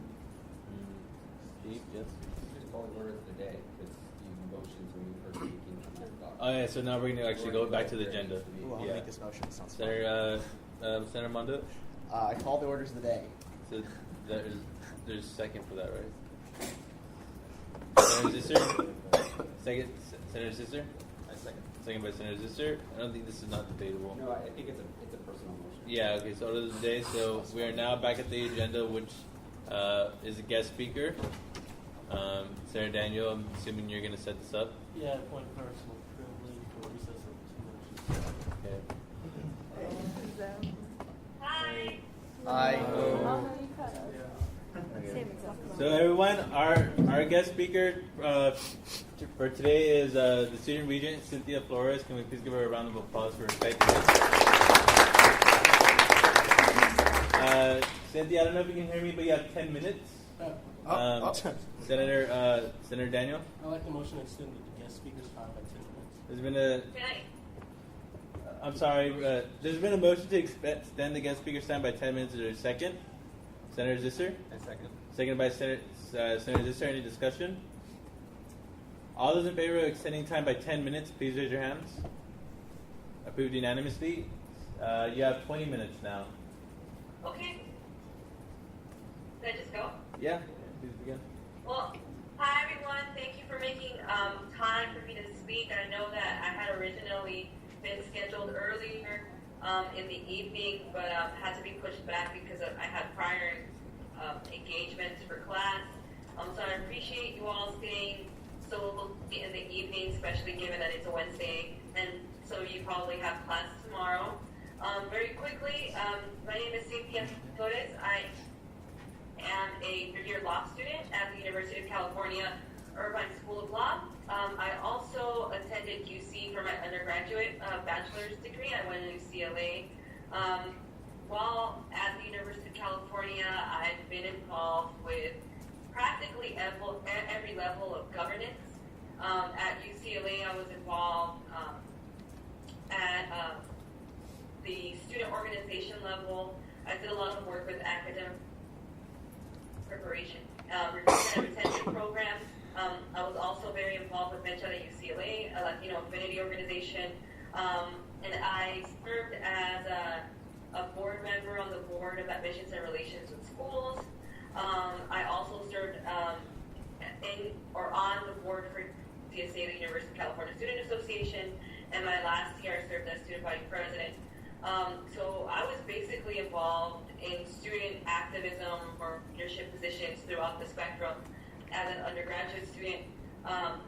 When I decided to go to law school, I told myself I would not be involved, and here I am in my second year of student regent. And so I think throughout my time, what's been a consistent issue that I've worked on have been access and affordability. In particular, I've worked a lot on access for underrepresented communities. And what that means is that I was actually at UCLA in 2006 when UCLA had its admissions crisis where only 96 black students were admitted and had registered to attend the University of California that fall.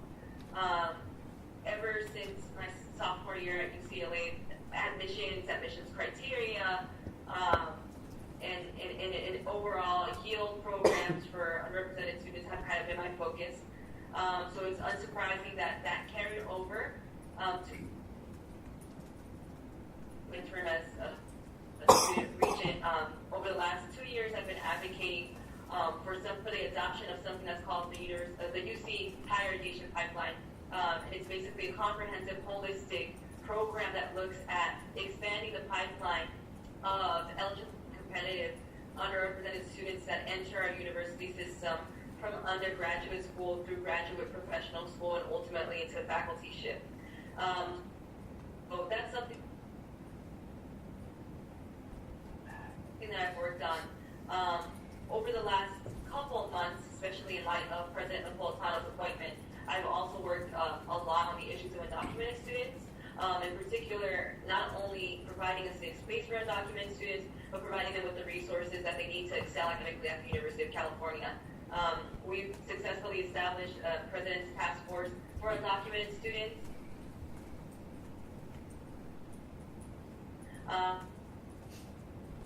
We're currently drafting the first ever Tuesday Summit for undocumented students and their allies at the Office of the President.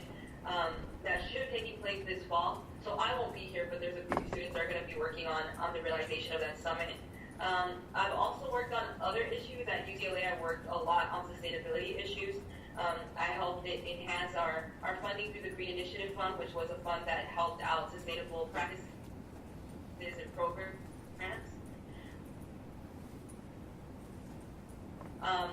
I've carried that over in my term as student region. I'm working very closely with an organized group of students, also for UC. We've also successfully established a task force to address those issues in terms of recognizing that the University of California has social responsibility to invest in companies that are looking forward into our carbon print on Earth. I've also been working a lot on devising a comprehensive tuition model. I know that plenty of you are probably aware that President Napolitano has mentioned a couple of times that she's interested in kind of switching up the way that our tuition model works. I am not opposed to that. I think that's a conversation that we should have. We recently had a conversation about what some of the options look like. And I can talk a little bit more about that. What I've been focusing within that conversation is not only adopting a tuition model that's sustainable and predictable and overall reliable for students to understand that when they come into the University of California, they can expect to pay X amount of dollars throughout their 4-year or 5-year stay. But one that looks at the codependent relationship between tuition and financial aid and seeing if there's a way that we can decouple those two things. Because the way that it works right now is that our tuition dollars are heavily, or our financial aid dollars are heavily dependent upon tuition. So in the last the last 3 years, I haven't seen a fee increase. Actually, some of the programs have suffered because of our lack of infrastructural support for financial aid without fee increases. And so that's a really big conversation that's happening. I mean, there's always a lot of things that are going on. At the last Regents meeting, we actually had a couple of Regents approach us about the sexual harassment or sexual assault. Excuse me, I just came from an employment conference symposium, so I'm thinking about sexual harassment because we were talking about employment discrimination. But about the sexual assault campaigns that are happening and surfacing at the University of California, but also across the nation. So there's a lot of side projects that are coming up. I mean, I think, those are probably the things that are the most hyper scrutinized or hyper supported issues that I think students have really put at the forefront during my term as student regent. I know, I don't want to spend the whole time talking at you all, and I welcome questions from anyone or everyone. I mean, I hope that this 20-minute segment, would not probably more like 15, 10-minute segment, is helpful. I know that I serve as a student regent and I used to serve as student government, but I'd like to think of myself as a well-rounded student. I used to put on conferences, and I used to,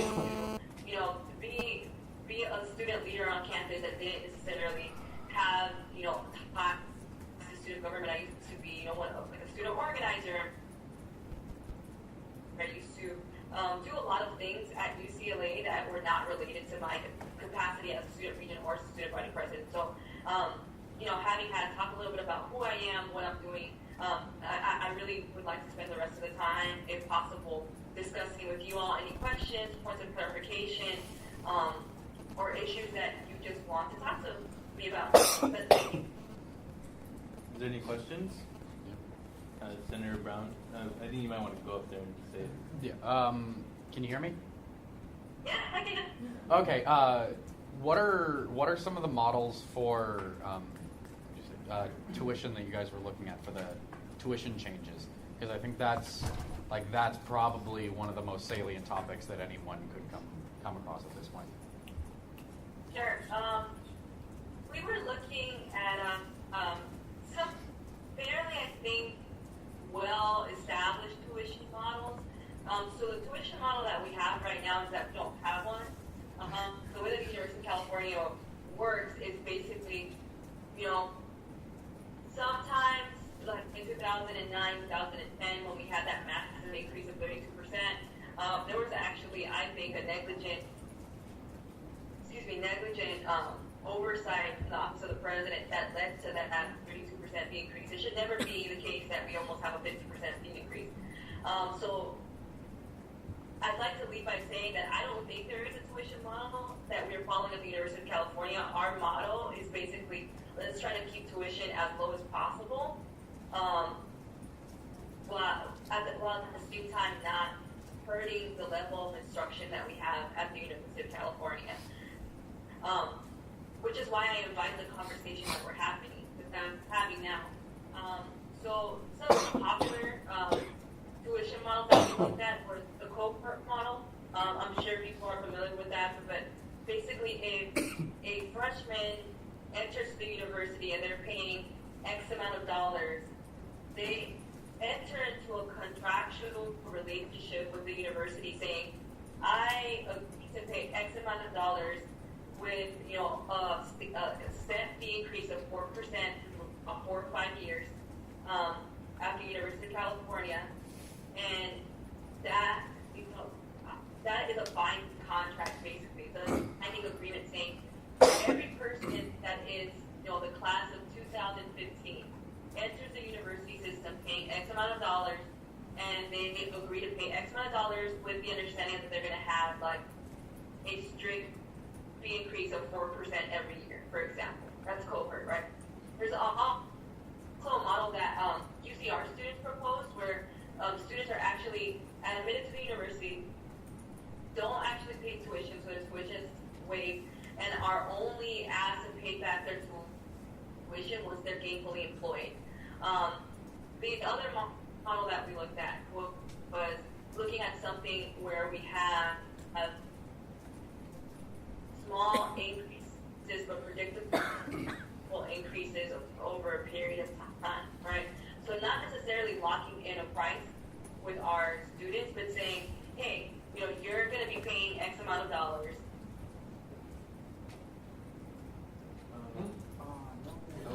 This is the first fee. Yeah, Hey, everyone. Sorry we lost you. Sorry, I can't actually see you all, but that's okay. I guess. Yeah, I can't see. There you go. Oh, okay. We're back. Oh, there it is. It's loading. Okay. Yeah, so that was the difference between the first model and the last model, which is like slow, predictable, fee increases. Obviously, my question to the folks while we were having the call was like, well, how about a model that doesn't include fee increases? And that's why we returned the main, at least for me, the main criticism of this whole conversation is that if you're a student and like most of the students in the system, specifically now middle class students, if you're a student in the UC system, you're almost dependent upon a tuition model that has fee increases, that incorporate fee increases, because without fee increases, you can't wait. And so that's something that both Sadia and myself are kind of pushing back on right now with this conversation about tuition models. to be really honest, I think what's going to end up happening is we're not going to see a drastic change in our tuition models. I think what's going to end up happening is we're going to go with a model that says, our tuition model is that we are expecting our students to pay X amount of money. We're not going to enter into a contractual binding agreement, but we expect to have steady visible fee increases of 3 to 4% per year. And they're going to leave that window of opportunity open for moments of crisis or when the state does not fund the university at the level in which they would expect. And say, in moments of emergencies, we're going to have to increase our fees much higher than 3 or 4%. It's not going to be that big of a difference. I think the important thing to take away from this conversation is that as students, and I say this all the time, but as students, we really are the individuals that are responsible for constructing an alternative, right? Constructing an alternative proposal to a policy. And so we can't expect the University of California office to the press to provide us with the answers that we want. Most of the time, students are just reacting. They're playing defense, right? Oh, well, we don't agree with X, Y, and Z. Well, it's like, what do you agree with, and can you propose that in a documented form? And so that's the real challenge here. Now that the conversation is being had about tuition models and such, what is the response from students? And I know for me, I've been trying to work on a response or a model that does not include fee increases, but also does not hurt financially. All right. Is there any other questions? There, Daniel? Cynthia, can you hear me? Yeah. Okay, so I had a quick question. So what's the current status of the Ignite resolution? Okay. Ignite resolution? Well, campaign. I'm sorry. Yeah, that's a good question. I think last semester, after the semester system, you all have semesters or quarters? Semesters. So last semester, I think the Ignite campaign was very strong.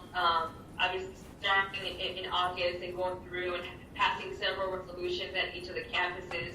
I think we were very successful in pushing our messaging and our agenda. I really do attribute the allocation of $10 million to graduate students and their efforts for diversity. I attribute that in large part to the Ignite campaign. And it did be one of our demands to actually have some of the money that the Office of the Senate had that was allocated be provided enhanced diversity at the graduate and professional level. That being said, I think right now is the time for Ignite, and we're actually going to be having a call soon, to be focusing on the more legislative aspect of campaigning. We're in February, going on to March. SCA 5 has been passed by the Senate and the Assembly. From our conversations, we don't expect for the Assembly to discuss SCA 5 until about June. That's when they expect to have a more fruitful conversation. So right now, what we really should be focusing on, and like I mentioned, we're having a call later on Friday, Friday this week, to discuss what that strategy looks like, right? So we've done the education, the organizing. I know a couple campuses had Ignites of action this semester, and now it's about looking into the legislative components. Obviously, the decision from the Supreme Court is on the horizon. They will be deciding at latest June, as early as March or April. And I think that's what the future of the Ignite campaign holds. It's more of a legislative call, like mail-in, vaccines, call-ins, and just overall pressure to our state legislatures, or legislative representatives. Is there any more questions?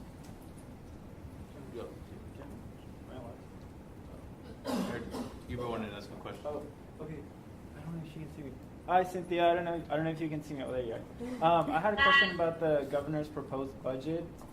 In his budget, there's a 5% increase for higher education. Is there a conversation going on between the regents and President Napolitano? Whether are they pushing the governor for a higher increase? Do you know anything about that? Can you repeat your question? I'm sorry. It got chopped up. Okay. So my question is about the governor's proposed budget. He proposed a 5% increase for higher education. Pretty much what I'm asking is there a conversation going on between the regents and President Napolitano to push the governor to increase his 5% offer, or do you know anything about that? Oh, absolutely. I think ideally we would have 11% funding going from the state budget to higher education. Obviously, that didn't happen this year. It's probably not going to happen in mid-year. But what we're concentrating our energies on is we're expecting to have this conversation in March. I know that Peter Taylor and Patrick Lenz provided us with a presentation at our last board meeting about what are the shortfalls for the budget.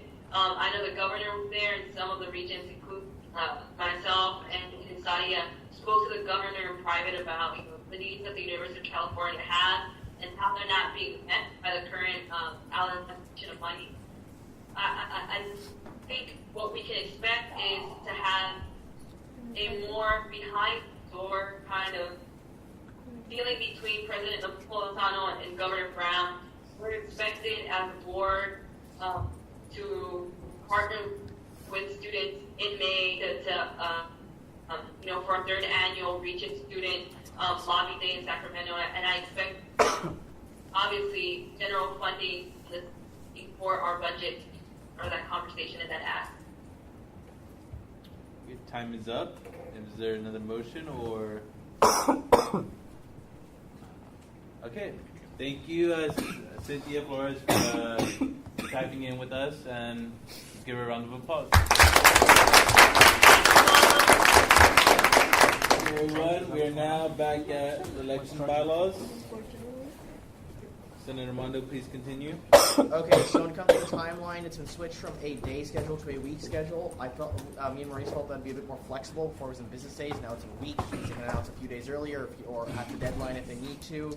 The spring elections operate on a 5-week cycle after it's announced. The fall elections operate, I think, on operates on a 6-week cycle. Please read. I hope you guys have all read these pretty deeply because it'd be pretty hard to go through the structure of this. So, do you guys all understand this, how it's scheduled? Mm-hmm. Yes. Yes. Okay. Arash, schedule, cool. Yeah, apart from the previously voiced concerns, but yeah. Okay. All right. So now section H. This is the discussion Maurice and I had. Though I spoke to Charles and Steve about it. The elections will be held from 8 a.m. to 8 p.m. Currently, they're held over the course of 2 days. The way these are, we want it's 12 hours. I think this is a discussion we need to have. Whether it's 12 hours or whether it's a 24-hour election, that's for us to decide. I'm okay if you guys want to change it, but I think it's a discussion that we need to have over how long we want our elections to last. We felt that it'd be good to have it in one day, but just because it'd be faster and be a better, the process would be a bit easier. But Charles did say that when you have it as a longer election, it gives more people time to vote, and our students don't always vote right away. It takes them some time to get to voting sometimes. So, I would like to hear your guys' opinions on Section H. Any discussion? Senator Brown? Yeah, I'd prefer to have it 24, maybe even close to 48-hour time span. So, it'd be 8 a.m. to 8 p.m. the following day. Yeah. President Brandon? I agree with that. I think that's a good idea because when we're having a 6-week cycle, there's really no need between 12 hours or 24 hours. Like, it's not really delaying the election any amount that's going to affect ASUCM. I think the biggest thing is student turnout, get out the vote, and being able to contact people. I know my Tuesdays suck, but my Wednesdays are good. And a lot of people have alternating schedules, so that might be a really good way. Is having a 48-hour one. I would be in support of that, at least a 24-hour one. Up to Senate, but that's my suggestion. Senator Mondo? Like yield before to Maurice Lewis. So the reason that I kind of push for this smaller deadline is that, as Mondo was talking about, these had concerns about students being engaged. Well, the thing is if you give them more time to vote, that kind of makes them procrastinate when it comes to voting. But with like our national elections and our state elections, it's a one-day thing, and it really kind of has that specialness to it. But when it's multiple days, or I don't know, a week or whatever, when we're talking about a longer period of time, it kind of loses that specialness to it and that sense of urgency. So I think that by making the time short, and it is online, so there's no barriers. It's not like you're actually going to an election booth. There's none of that. It's all online. So I think that the barriers to entry are very low, and it's really up to the students to engage. And I think that by providing more time, you're just providing more excuses and more reason not to vote immediately. So I think that creating a smart time will make it more urgent. And the Get Out the Vote campaign, that's for that, for anyone who's running. They should be making sure, any candidates who are running should make sure that they're doing this well in advance, not needing extra days to get people to get out the vote. I think it should, one day is fine enough, and this will allow us to get the results even quicker. So. I had something to say, but I can't say it. Senator Gray. I like the idea. You know, it's awesome to have it like super like short, but sometimes I'm busy from 8 a.m. to 8 p.m. and I don't get to do my work till like 3 in the morning. So is there a way we can make it like a 24-hour thing, like 8 a.m. that day, and then it'll end the next morning at 8 a.m. as well? Would that be possible? Are you making a motion?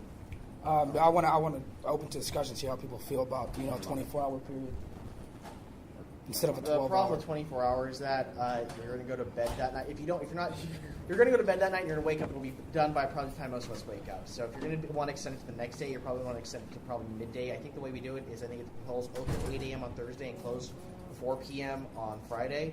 So it's not not 36 hours. It's a 32-hour election, the way we currently have it, I'm pretty sure. I prefer to keep it where it's at. Again, conversation at the table, that's what most of this is about, so please field your opinions. And if you're fine with it, don't motion, let it go, don't vote on it. If you want to make a change, please make a motion.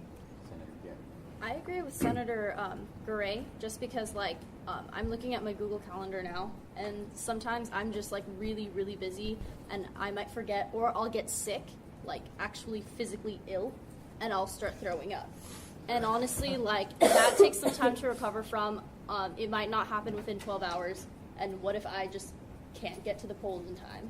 I think that students have kind of expected yearly that we've given them 2 days, but I do want to take into consideration what Maurice has said, so I think 24 hours is an acceptable time period. Senator Graham? I myself have Tuesdays, Wednesdays, and I want to say Thursdays. I have 12-hour days school, actually classes back to back to back. And I know Maurice said, it's not, you don't have to go to physical poll. You could just, you're in the middle of a break, you could just open your computer and do the voting thing. But I'm really firm on the 24-hour thing. So I'd like to make a motion to amend this. What is that? Is that H? Is that section H? So it could say the elections will be held from 8 a.m. to 8 a.m. the next day. Is there a second? No, we're just going to second this? Senator Zister? Second by Senator Zister. Discussion? Senator Brown? I prefer it to be a 36-hour where it goes from 8 a.m. to 8 p.m. the next day. So that Senator Mondo? Honestly, guys, it's an online election. So, sick or not, you generally have access to it. Don't sound callous, but it's really 12 hours or 36 hours. I happen to agree with Maurice. You're just putting it off, and also a 36-hour election is kind of a slog. You got to wake up the next day and go campaigning in for those that will be running again. I don't know. No, Jaron, I don't want to do a slog. That does not sound fun. I do believe a 12-hour election is more efficient, and a 36-hour election might be a bit too long because they also have to validate and certify the election afterwards, and release the results within a certain time frame. Senator Jones? I feel 24 hours is a good time. It's a good trial and error period. So we did 48 hours. We see how that went. Let's test and see how the 24-hour goes. If it's more than enough time, then maybe when we review this again, we can cut it down to 12 hours, because I know sometimes, like I start 10:30 and I don't finish till 8:45 p.m. and sometimes I even forget to eat. So like I can understand someone forgetting to elect the representative. Yeah, to vote. But I feel like 24 hours is like a good period. Like that's more than enough time, obviously. Okay. Any more discussion, Senator He? I really think that I want to push for 48 hours, but if you guys don't want to, that's fine. I think we should push to get as many hours as possible. Because although it is we're making a lot of assumptions when we're saying a short amount of time creates a bigger sense of urgency. I mean, a lot of students probably know when the election's going on. They tell some people come up to them on the day of the election and tell them that even then they're going to be like, oh, I was do it later and then forget. So I think we should push for as many hours as possible. I think practically that's the best thing to do. I mean, yeah, that's my take on it. Any more discussion, Senator Jones? Senator Galen? There could also be a possibility that cat life will go down. Hopefully it doesn't, but nobody thought that crops was going to go down for like 5 days. So honestly, like what if there's like no internet access on campus that day? Like, are we just going to tell everybody, we're going to postpone it for like another day? Senator Mondo? I think we're speculating at this point. We have backups in that case. Cat life goes down, we go to crops. Crops going down, probably not going to happen at the same time, but we do have backups.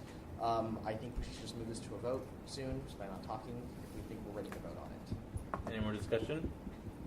Okay, we are moving to a vote. All those in favor of adopting this amendment to how many hours? Oh, it's a 24-hour period. So it's like 8 a.m. to 8 a.m. To have the elections be held from 8 a.m. to 8 a.m., please raise your hands. Senator... It has to read the next day. Yeah. 8 a.m. to 8 a.m. the next day. All those in favor? All those opposed? All those opposed? Senator He. Amendment passes. So now the time frame is 8 a.m. to 8 a.m. the next day. Senator Mondo, please continue. All right. All receipts still have to be in by the end of the day, by the end of the election, so that if the election commission needs to, which it probably won't, if they need to, they can check on what your expense is to make sure you're under the limit. Section 3, timeline for special elections. So if we do need to call a special election for any reason, Senator Brown. So can we go back up to section 2, because now we got to go through the amendments? Because I had a number. Of amendments. This is like the part that I amended the most. Can you open up the other document?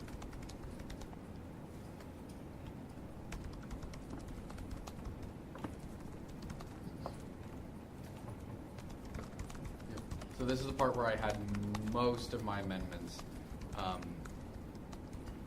At the beginning, I wanted. So let's just go through them and put all of them by section head. So the first one that I had was I wanted it to say at any Senate meeting prior to and including the 7th Senate meeting of the spring semester and the 3rd Senate meeting of the fall semester. I didn't want to say that it will be announced at this meeting and it will be announced at this meeting, because if the elections commissioner is fast about it and they can get it before that meeting, then by all means, why delay the election any further than that? And so I wanted to have at any meeting prior to and including those Senate meetings, as well as it being the 7th Senate meeting of the spring semester and the 3rd Senate meeting of the fall semester, so that it gives them a little bit more time, but still allows them to make it to the times that they would have been required to make it to before as well. So as an elections commissioner, my experience with all of this is to try and have as little timeline, like strict timeline as possible, so that you can give the elections commissioner themselves as much flexibility in running their elections as they can. And of course, anything there, it still keeps all the requirements for the certain events that they have to hold, and it makes sure that they don't put it in a really idiotic timeline. But generally, I didn't want to put on a lot of hard deadlines. So I motioned to change section A to take out those and put in the inclusion. the will and the may doesn't really matter. Keep it at will, but yeah. Do you accept? No. Okay, is there a second? I'm still confused on Senator what Daniel? section this is. Thank you, Senator Daniel. Discussion? Senator Mundu? That won't work. If the elections if they wait 1 week too long on the elections commission, the cycle won't match up with where the retreat is supposed to go, and then the new senators will not get to go to the retreat. Right now, the way it is, we have time. If we plan to do the retreat next year to happen at the end of this cycle, you do it any later, and well, I mean, you really can't because you have to get the space for the retreat. You have to have that reserved well in advance, right, Ivan? What? The space for the retreat has to be reserved well in advance, right? What do you mean space? I mean, Like not the space, date? the reservation for the retreat. Yeah, because Steve had it already planned by The end of this year. before elections even started. Yeah. Yeah. So honestly, the way it is right now, it's structured to allow the retreat, and I think the second or third week of October. If they wait till the 7th meeting, it's already nearly October, and the election's much too late. And also, you'll be getting the senators into office sometime in November. And if they wait in that range, which it's wholly reasonable if they could do that because it gives them more time to find the right people. But at the same time, your new senators won't be taking office until near the end, until more than half of the semester has passed.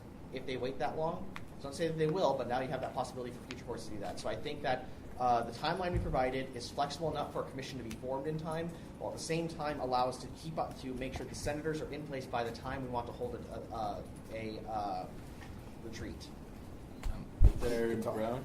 I still have it on there, like, it has to be presented by the third Senate meeting of the fall semester. If it needs to be the second, then sure. I just didn't want to put a hard deadline on it. Senator Mondo? It needs to be the second. And basically, the way it's structured right now, it needs to be the way it currently is, the way it's written. Changes will take a lot longer to deliberate than what we have time for right now. So if you really want to do this, if you really want to change that, you can change it before the end of the semester time. But the way it is right now, I think will work fine until such time we can fine tune it. But I think it reads fine for right now. Senator Brown? Okay, so I'll change the 7th, or no, because that's the spring semester. The 3rd, just change it to the second Senate meeting of the fall semester so that it lines up with that timeline with the retreat. If it gets accepted, just change the 3rd to the 2nd. See where it has the underline and it says 3rd Senate meeting of the fall semester? Yeah, when, like, if it gets accepted, then just change that to 2nd. Time's up. Senator Mondo? Sorry, guys. I'm going to extend time by another 30 minutes. I'm going to motion to extend time by 30 minutes. There's a second. Senator Wong? Second. Second by Senator Wong. Any discussion? Anyone opposed? Time has been extended by 30 minutes. Senator Brown, please continue.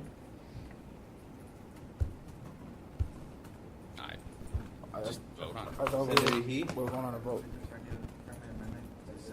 We're already in a We're in friendly an amendment. You're going to hold up. Any more discussion on this amendment? All those in favor of adopting this amendment, which is the Section A. Section A, the purple. Please raise your hands. All those in favor of adopting this amendment? All those opposed? All those opposed? All right. All abstaining? Okay, motion dies. Senator Brown? Okay, so for Section B, I just wanted it to be, make sure that the election process has to take a certain amount of time. And the proposed plans must include an election date. The election date must be within all relevant guidelines, and I think that's 2 weeks. But now that I think about it, I don't actually want to make that amendment because depending on the first one, that amendment's also pointless. So forget about Section B. For Section C, I just didn't want. Again, I wanted as much flexibility as possible, and I didn't want to say will be made available 5 weeks, but they must be made available to the public as soon as possible. Senator Mondo? President Brandon had a request I'm willing to accept. In Section B, it says before the elections that Commissioner will present plans for the general elections. I'd like that to read as will present plans and a budget for the general elections. So just add after plans, put and a budget. Up a few lines, up one more line to the right. Oh no, sorry, section B. Yeah. Yeah, there. And a budget. So we hungry.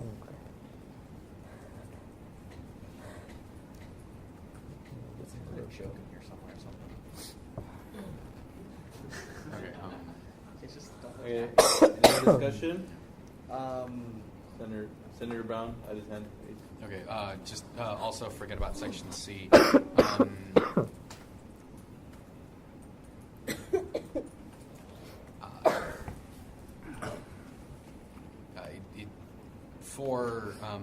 Forget about section C and D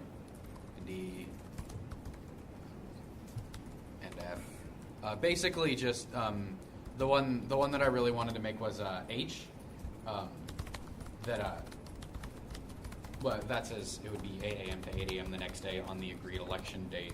Because I didn't want to set a specific date for the election process. It already defines like how long the elections are going to be. So it's basically got to be within a general timeline and a date. But I didn't want to set exactly a hard date on it, just in case there's something that happens to be going on that day, as well as giving the election commissioner time or the ability to decide what happens in their election. That's the whole thing that I want here, is I wanted to try and get rid of this process as much as possible. Motion to make that amendment for section H. Do you accept? I didn't hear half what he said. Oh, okay. So I just didn't want there to be a hard and fast date for when the elections are going to happen, because it gives the elections commissioner a little bit more flexibility in days. It gives the elections commissioner a little bit more flexibility in certain days, just in case something's happening on that day, or if there might be a problem with doing the election on that day. It allows them to set it relatively, give or take a few days. It's already mandated that they have to do it within a certain number of weeks, so it's not like they're going to be a week or two late. It just gives them, flexibility to not have to do it on that exact third Thursday of October or April. They could do it a couple days before, a couple days after, depending on what needs to happen. Depending on the circumstances, the head commissioner has the power to delay so many hours. I believe it's farther down in a specific power in the process section or somewhere. I'll find it on the way down as we get there. But I think that's covered. They do have the power to move the date depending on certain things. Though I do believe that setting it out at a specific Thursday, they know in advance what they have to do, when they have to get it done by. The student body, hopefully if this lasts long enough, will know when the election is going to happen by. I think it's a standardized date for the election. It's not a bad thing. We do it for national elections. We do it for state elections. It's not bad if we do it for our elections. They have the flexibility everywhere else. We don't have to worry about too much about conflicts on the third Thursday of October, mostly because, again, it's an online election. You just go to your computer and vote. So I don't see, and now it's a 24-hour election, I don't see any problems with keeping it where it is. So, still motion. Okay, so there's been a motion to adopt an amendment of having, is that right, on the agreed election date? No, not on the agreed election date and the two strikes in subsection 1, subsections 1 and 2, for just the changes to section H. Okay, so there's been an amendment. There's been a motion to amend section H, which is adding that purple and crossing out the 1 and 2. Is there a second? Okay, motion dies. Please continue. Seem to be really all right. Article 4, process. Section 1, general elections. All that's been changed in Section A is that it's been renamed from two normal ASUCM elections to general elections. One in the fall, one in the spring. Senator Mundo? Senator Gray? Just a good question. When you start talking, can you say again where you are, because we're just bouncing around between. Yeah. I moved farther down in the next section. I said I moved to Article 5. Article 5. Section 1. Oh, okay. Jared, I'd like to yield the floor to President Brandon. Just to be clear, section 2 and 3, they're both going to reflect the 8 a.m. to 8 a.m. change, right? The special election that Yeah, okay, so I'll work with Ivan to make sure any changes made above will be reconciled and fixed down below. My plan is to eventually have this put out in a PDF document to be uploaded online because some of our bylaws aren't on PDFs. It makes it a lot easier to sort in format. So Ivan, I'll work with you to make sure if we make changes somewhere, to make sure they're caught everywhere and changed. Because those changes should apply to the entire document, but they will be reconciled. Senator He? Amend section 3, the timeline for special elections, letter H. Just change the part to, at the end where it says 2 8 p.m., change it to 8 p.m. the next day. It's just giving them an extra 4 hours. I'll make sure that's changed.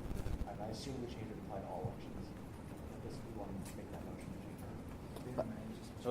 Hold up. Can you please speak a little louder, Senator He? All right, for section 3, letter H, just change the where it says approve special elections from 8 a.m. to 8 p.m.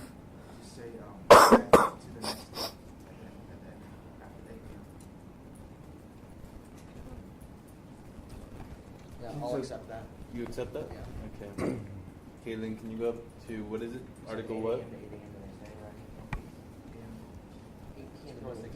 He's asking 36 hours instead sorry, of 24. I misheard him. Never mind. No, I cannot accept that. Okay. Is there a second? Senator Daniel? Second by Senator Daniel. Discussion? Senator Mondo? I believe a special election is more the same time period as our normal election, maybe 24 hours. Senator Jones? I mean, is that a little bit of time frame actually going to make a difference? Yep. Senator He? Would you rather have students have too little time or too much time? I think the error on the side caution would give them too much.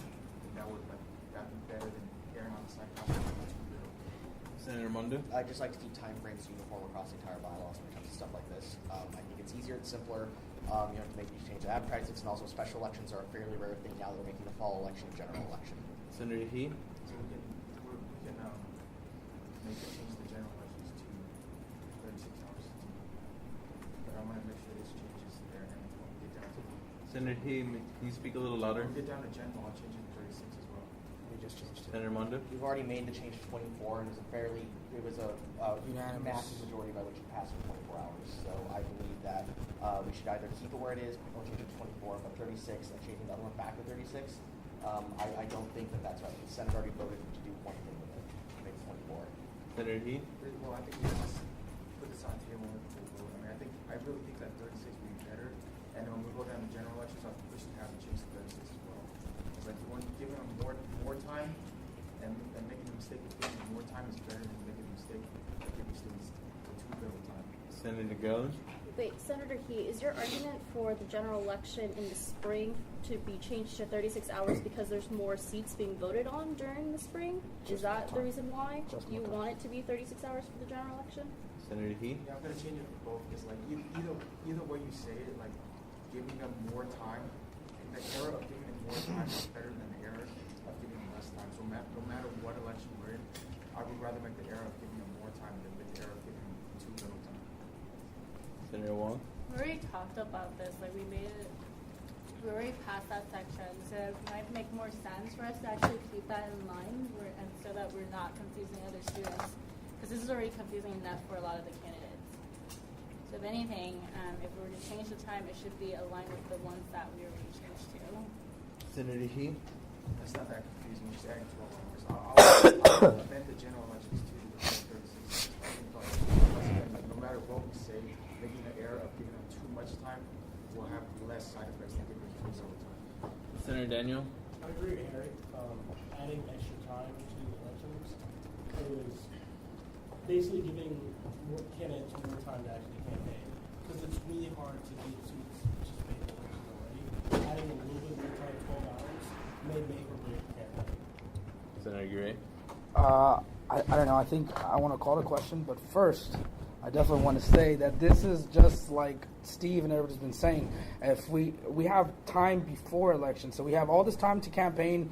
The commission's going to be announcing it. Everybody's going to be talking about elections. 4 hours or 6 hour difference is not going to make a big deal. By the time elections come, everyone should know who they're going to vote for. So those last couple inches of trying to campaign is not really going to make an effect on the outcome of your choice. So call the question. Call the question. All those in favor of Wait, is there a second? Oh, there's a second. Senator Wong? Second by Senator Wong. And not debatable. All those in favor of voting to end discussion and moving to vote, please raise your hands. All those opposed? All those not paying attention? Okay. All those abstaining? Okay. The discussion has been ended. All those in favor of adopting this amendment to have the timeline reflect 36 hours, right? 36? Harry, 36? 36 hours. Please raise your hands. All those opposed?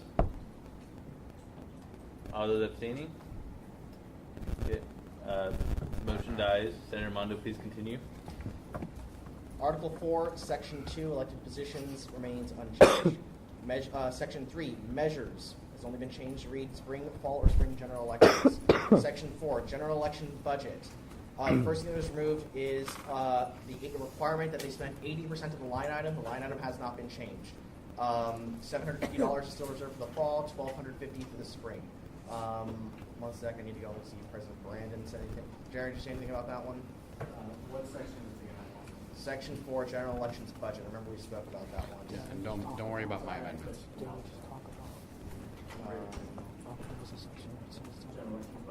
Yeah. So what's this? Isn't this budget? Yeah, Jared. Yield before President Brandon. The main things that I think changed prior to this past year, we had issued elections commissions not spending any money on elections. Now, while that's a good thing for a lot of things, we're not giving them a bunch of money. We were giving them like $1,000, and they'd spend $20. And we had really bad turnout in events that didn't bring a lot of students, but they considered a good job. They basically did the minimum responsibility. This past year, they had one for 80%. They had to, what we budgeted allocate for elections being worked to us. They had to spend 80% of that. Mondo and I had a discussion with Senator Mondo about the amount. I would like to see it remain. They have to spend a certain amount. We have had this issue in the past. It's a unique group in that. I would be for lowering it, though. I can see 80% being too high, perhaps spending 50%. But if we feel elections are worth $2,000 to us or whatever, then they should be spending roughly that amount to get students involved. Also, the $2,000 part, I put that in the bylaws last time. It actually makes more sense just to establish that in the budget. So not to cite an amount, but to cite whatever they're given, they have to spend a certain amount. That would be my suggestion for that. Any more discussion? Senator Mondo? When it comes to that, we might have to reword that section a lot if we want to get rid of the actual number, though I do agree that it should be decided in the budget. That way you're not referencing another bylaw forcing you to make a line item a certain size.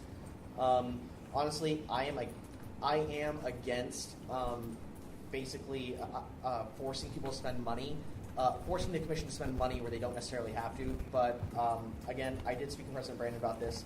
I want to get this bill passed tonight. I would not like to see vetoes on any of these things. And above that, we are making some. We do have to make certain concessions. And I have to make certain concessions in certain sections, I believe. So I'd be willing to have the table discuss what they believe would be the right thing to do and bring it to a vote. If everyone wants to make an amendment, other than that, I'll keep it where it is. And I'd like to look forward to Maurice. So I think that the great thing about removing, the reason I think we pushed for this removal was to, again, keep in line with the idea that we're making a flexible elections commission, that sometimes it doesn't really come down to how much money they're spending, but the kind of efforts they make outside of the money that is to promote these elections. So I think that removing this threshold, whether they spend, however much the president desires or not, I think that what really matters is the substance, because you can have someone spend 80% of their money, and they just get wasted on pizza at an event where nobody goes to. What really matters is how the elections commission actually organizes these events and gets people out there without having to rely solely on money. Because obviously, if money was the issue, then you should just increase the amount that the budget is, and even then, that won't guarantee people are going to show up.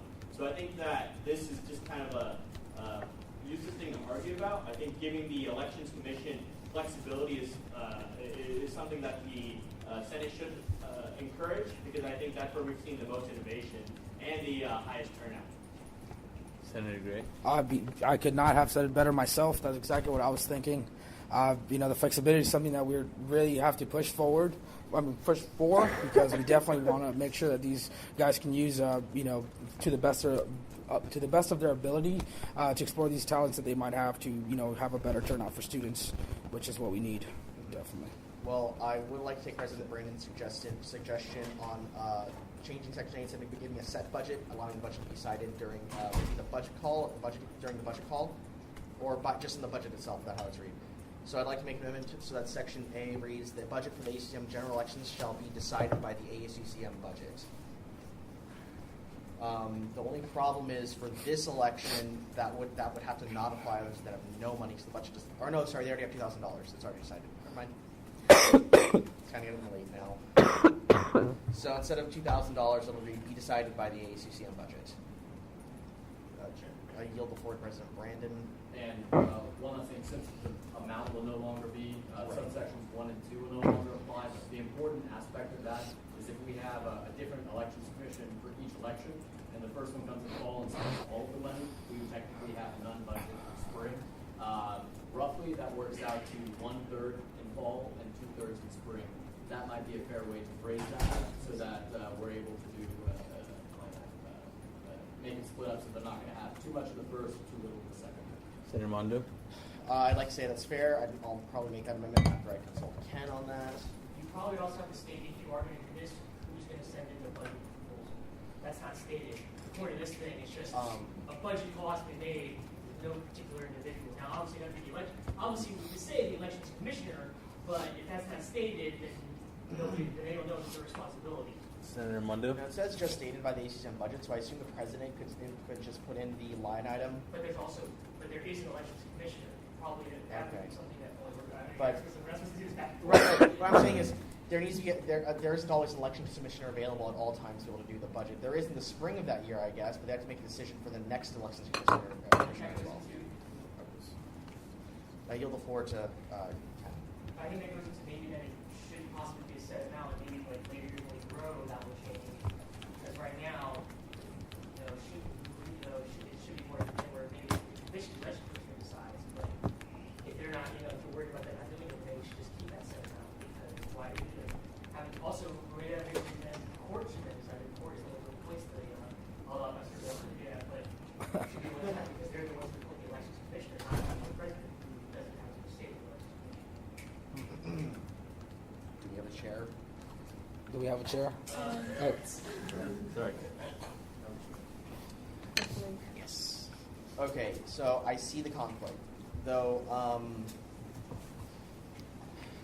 I want to make the change that's decided by the budget. I'm not quite sure the best process to do that. I do believe, though, that if it's decided by the budget, I guess I don't want to leave necessarily up to some executive's discretion to choose who. He has his hand up. Jaron, do you have any thoughts? You'll look forward to Jaron.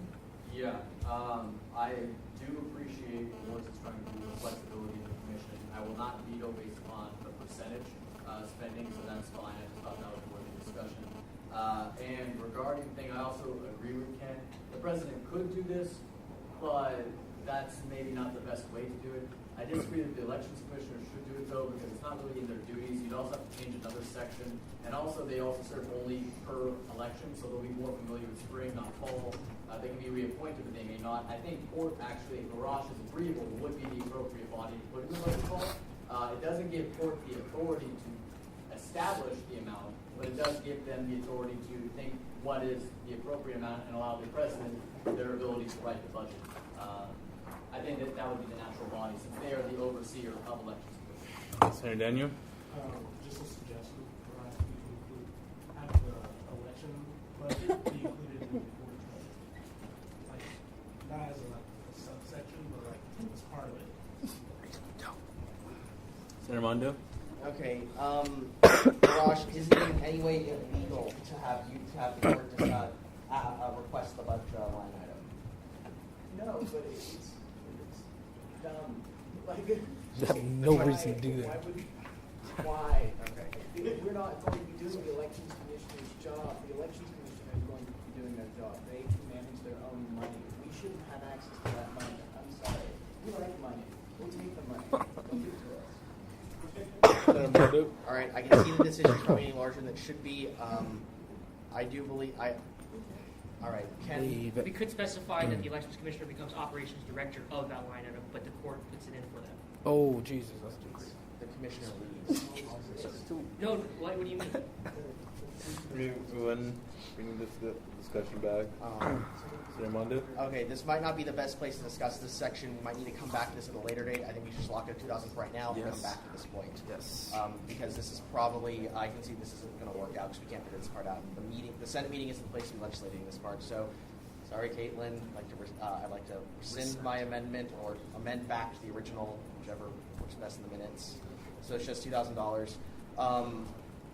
In the future, though, I would like to come back to this so we can discuss this later with President Brandon to find a way to make this work out in the future. Senator Galen? Point of privilege as secretary, Senator Rosenberg just left. And it says in the legislative bylaws if you're gone for more than 3/4 of the meeting, is that That's now, though. time? Okay. So, should I continue? Continue. Okay, so public notice and publicity. They have the Elections Commission has 4 weeks to publicize it. That's similar to what it was before. It's not an extension, but they can begin publicizing earlier if they need to. Let's see what's next. Caitlin, you can go down. When it goes down, we've decreased the elections results down to 20. The announcement of results to within 24 hours, unless the delay is permissible. If they need to resolve complaints, and there is another section down below that says that if, say, there's complaints within 12 hours at the end of the election, they can push it out to even 72 or even 48 or 72 hours, depending. So, yeah, this is basically meaning we're going to try and get the results out earlier. If the election is tied, head elections commissioner shall declare a runoff. Ballot design. This is one of the biggest things we changed. One of the first thing removed is the necessitation of having a randomized ballot. That means we can use cat life without breaking the elections bylaws. So, now that one's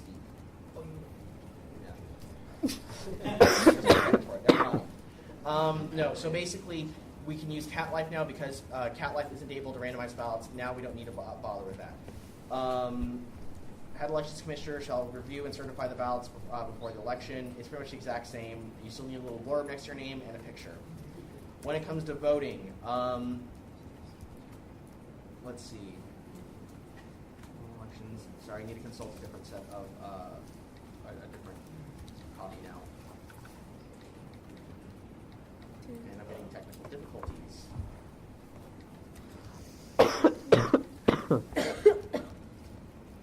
Sorry, Word just crashed for me. I'm trying to bring it back up right now.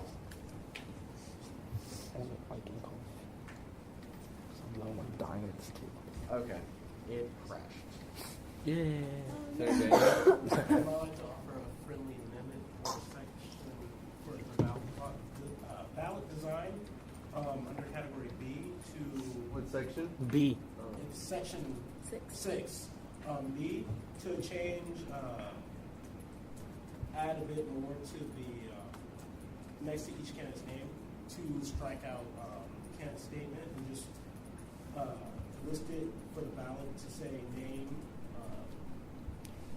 brief background, why you want to join ASUCM, explanation of joining political slate if applicable, and goals of position if elected. Do you accept? No, I do not. Is there a second? Motion dies. Continue with discussion. Senator Brown? Okay, so I had a lot of, basically, my whole thing was for most of ballot design. Go back up there. Choose that ballot. No, the negative. Yeah, on the other one. Forget about all that. So, yeah, that's it. Basically, I just wanted it to be, Section A says it shall be the purview of the Elections Commission to design ballots. So that we don't design their ballots for them, they design their ballots, and it's an individual thing for them. It says that it must include all relevant information that includes anything, any elections bylaws violations they've been officially found guilty of. That would also be any slates. Obviously, their picture, their statement, and their name is relevant information. And that it just has to be released 1 week before the elections in accordance with 2 sections earlier. I really didn't want to force them to design their ballot any one specific way. and to be able to move it around however they necessarily wanted to, just so we could explore other ballot design options, and if case one of them's better. So I motioned it. Do you accept? No. Is there a second? I'm just. Senator Daniel? A second. Senator Daniel, discussion? Senator Armando? I don't believe that would be the best way to do it. Basically, I do think we need a set guideline to follow. These bylaws govern how we're going to run the elections. We need to make sure that we don't leave anything to chance. I believe that the way that the amendment's a bit too broad. And I'm usually for giving flexibility, but right here I do really need to be a bit more rigid and offer a structure that has been followed. I believe what we currently have is more than sufficient. You can see who they are, and you can hear what they have to say in their candidate statement. I believe that to be sufficient for what we have, and I believe it to be sufficient for future elections. Any more discussion? Okay, we'll move to vote. All those in favor of accepting this amendment, please raise your hand. All those opposed? Amendment dies. Please continue with discussion. Senator Armando? Okay, so I did forget something. In section 6B, there should be a section 3 that puts the slate that they identify with on there. That was an oversight. So basically, can you press enter after candidate picture and create a section 3? Yeah, and then say, how do you want it to read? Candidate slate if applicable. Senator Gray? Can I give the floor to Steve? There's still in discussion. I missed. Sorry, I'm having a hard time following all this. Welcome to the club. With your 8 to 8 or 8 to 4 or 8 to 8 p.m., whatever your timeline is for the elections on Thursday, something to recognize that you've also reduced what you want to announce within 24 hours at the end of that. I'm not sure if you all know the process of announcement, but at the end of the election, in order to announce it, you need to have the Elections Commission verify. Charles has to verify and the Chancellor has to verify. So there are times where one or more of those people are not on campus at the end of your election, and we may not be able to meet that 24-hour threshold. And it only allows you to extend to 72 hours based on a complaint. That wouldn't technically be a complaint. It would just be a they're not here scenario. So I just want you to know that that's the process of it. We've been able to announce with the Chancellor not signing, but we say like pending approval of the Chancellor. I just want you to know that's kind of the process. I don't get signing. I'm not that cool. Senator Armando? I guess go back to section 5E and say a delay of 72 hours first of all if the time to resolve complaints, or would you say receive the approval of the Chancellor and the students and election appropriate signatures. And in order to collect the appropriate signatures for the certification of the election. Where is this at? Section 5E, section 5D rather, number 1. Yeah, that's fine. That just gives you a little more flexibility just in case. Yes. That already happened once. Yeah. So.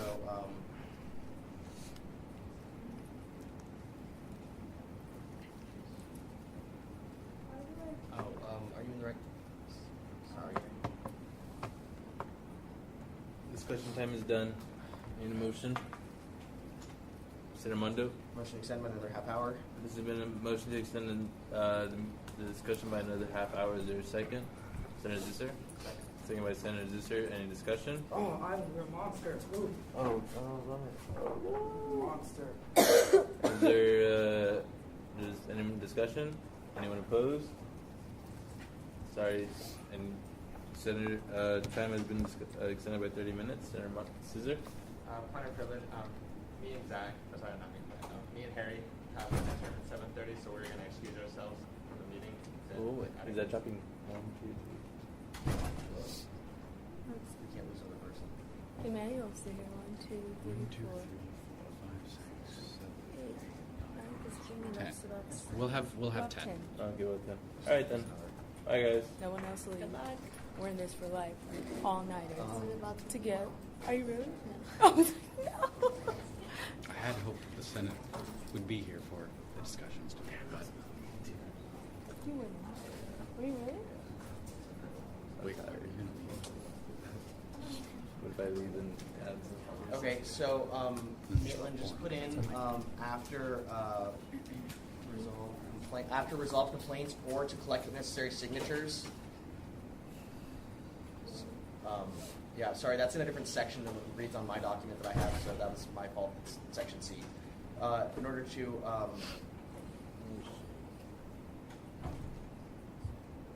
I'm sorry, not reserve. Resolve complaints or to collect the necessary signatures for certification of the election. Oh crap, Dominique! I can't do anything without you. We have 1, 2, 3. I'll hold my bladder. Don't worry. If I explode, I'm sorry. If anybody leaves, then we can't conduct business. Don't so worry.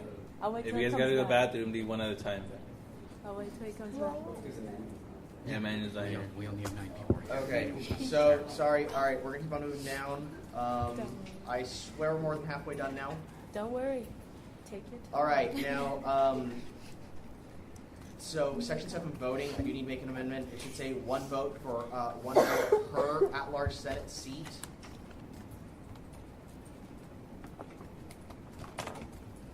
So section 7 voting A1I. One vote per any at-large seat candidate. Or wait, no, not per candidate. I need to reword this quickly.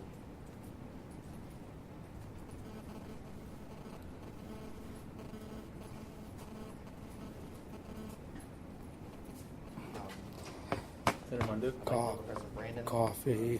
This is something we did talk about before. So You can just simply say each student receives one vote for each at-large position. Okay, yeah. So it should say no, because if you say 4, then it means you can vote for one candidate 4 times. That's kind of weird. So basically, it should read. Oh, I'm sorry, that was changed. I'm looking at the wrong, at an older copy of it. Sorry. So it should say one vote per any at-large.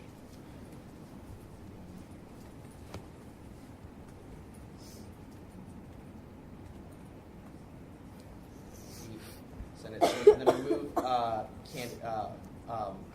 just, no, wait. Yeah, can someone help me word? Can somebody help me word this better? What One vote per available Senate seat. Right. Okay, that's fine. One vote per available at-large Senate seat. Yeah. Yeah, it's just we're in agreement on that. And then remove the candidate or write-in candidate section. That's implied that you can use one vote on your votes on a write-in. All right. Okay. And so now when you go down into the next section, you need to make the same change for. We need to make the same change for each school. So it should say one vote per. So you go down to section B.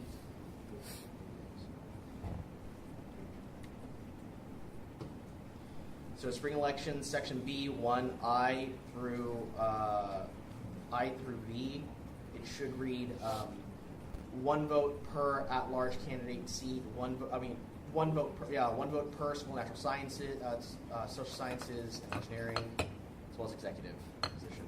Okay, guys. So your DOC appointment has a midterm at 7:30 a.m. Is there any way we can move this up? Can we schedule this to next week? These bylaws can wait. Yeah. Senator Daniel? No, you can't do that. We need to or table this to after the DOC appointment. Like so we have move to it up from move it up so we can just address that first, so we can meet and then continue working on this. Steve? If you can table something till later and then bring it back up from the table when you want to get to it. One thing I wanted to let you know is that with Jared leaving, he can't motion in new business to send Yusuf's bill to committees, and so now Yusuf's stuff is all going to have to get canceled. So you all need to think about everything you have on the table right now and the impact that it's causing, and senators are walking out already. Yeah. Point of privilege. Can we get a 2-minute recess? We'll do that. We'll figure this out. No, I think we know what's going on. Senator Mondo. Okay, so to get this done, we need to move. Someone needs a motion to put the DOC thing. We need to do that right now and table this until after that. Senator Brown. I motion to table this bill for now. There's been a motion to table this bill till. We'll just table it and bring it back up when we need it. Okay. That's fine. Is there a second? Senator Mondo. Second. Senator Mondo. Any discussion? Senator Mondo. I'll just bring this back. Motion to bring this back to the table once we finish. Okay then. All those in favor of tabling this bill, please raise your hands. All those opposed? Passed unanimously. Okay. Would So hand up for approve, right? Yeah, approve. Okay. So actually now we're on the next item, right? New business. No, we have two more bills. So we need to move him to this part of the agenda. Senator Brown. Motion to reconsider a previous motion to the approval of the agenda. What? We need to go back to the agenda and move him up. Yeah. Okay, so there's been a motion to reconsider a vote on the approval of the agenda. Is there a second? Second. Hey, hold up. Sarah Daniel? Second by Sarah Daniel. Any discussion? Okay, so we are now reconsidering the vote on the agenda. Need a motion. Senator Brown. A motion to suspend the legislative bylaws to amend the agenda. There's been a motion to suspend the legislative bylaws to amend the agenda. Is there a second? Senator Garland. Second. Second by Senator Garland. Any discussion? Anyone opposed? Bylaws have been suspended. Senator Daniel. I motion to move the appointment of Andrew Gwynn. Nguyen. for the Director of Communications. There's been a motion to move the Above the bill 50. above Bill 54. So before bill 55. There's Before Bill 55. Okay, yeah, Bill 55. There's been a motion to move the appointment of Andrew Gwynn, Director of Communications to old business. Is there a second? Senator Garland. Second. Second by Senator Garland. Any discussion? Anyone opposed? Okay, agenda has been amended. Senator Brown. And now I call orders of the day to return to old business. Okay, orders of the day. Now I need a motion. Senator Garland. Didn't we motion Oh, yes, I need a second. There we go. That's not the second. Senator Garland. Second. Seconded by Senator Garland. Okay, we're now back at the agenda. Back to old business. Is there a motion? Senator Mondo. I move to approve Andrew Nguyen for the presidential appointment for Director of Communications. I screwed that up. There's been a motion to approve the appointment of Andrew Gwynn for the Director of Communications. There's a second. Senator Daniel. I second. Second by Senator Daniel. Any discussion? President Brandon. Woo! Great. Thank you, everybody. Appreciate you making room for that and being considerate of the schedule. With that, just a little bit about Andrew. His resume is in crops. If you guys wondering. Just a little bit about Andrew. Of course, you recognize him from being an earlier appointment from one of the commissions. He's been someone that's been around in ASUCM the entire year. He's worked on primarily communication-related projects in the application. I think that he's going to be able to go into the DOC position with experience, not needing to be trained about what ASUCM is, who other people are in ASUCM. I think I will have a very good working relationship with him on the executive committee as well. And I encourage you to support his Now with that, thank you, Jared, for the very warm welcome.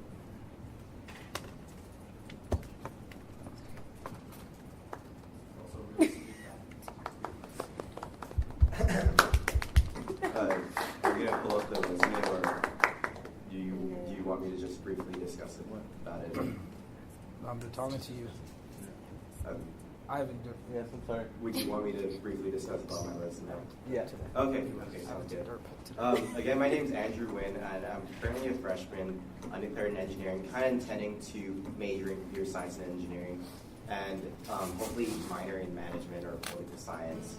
Now, besides currently serving as the Commissioner on Education Awareness in ASUCM this academic year, I'm also a member of Colleges Against Cancer, as well as a member in RHA.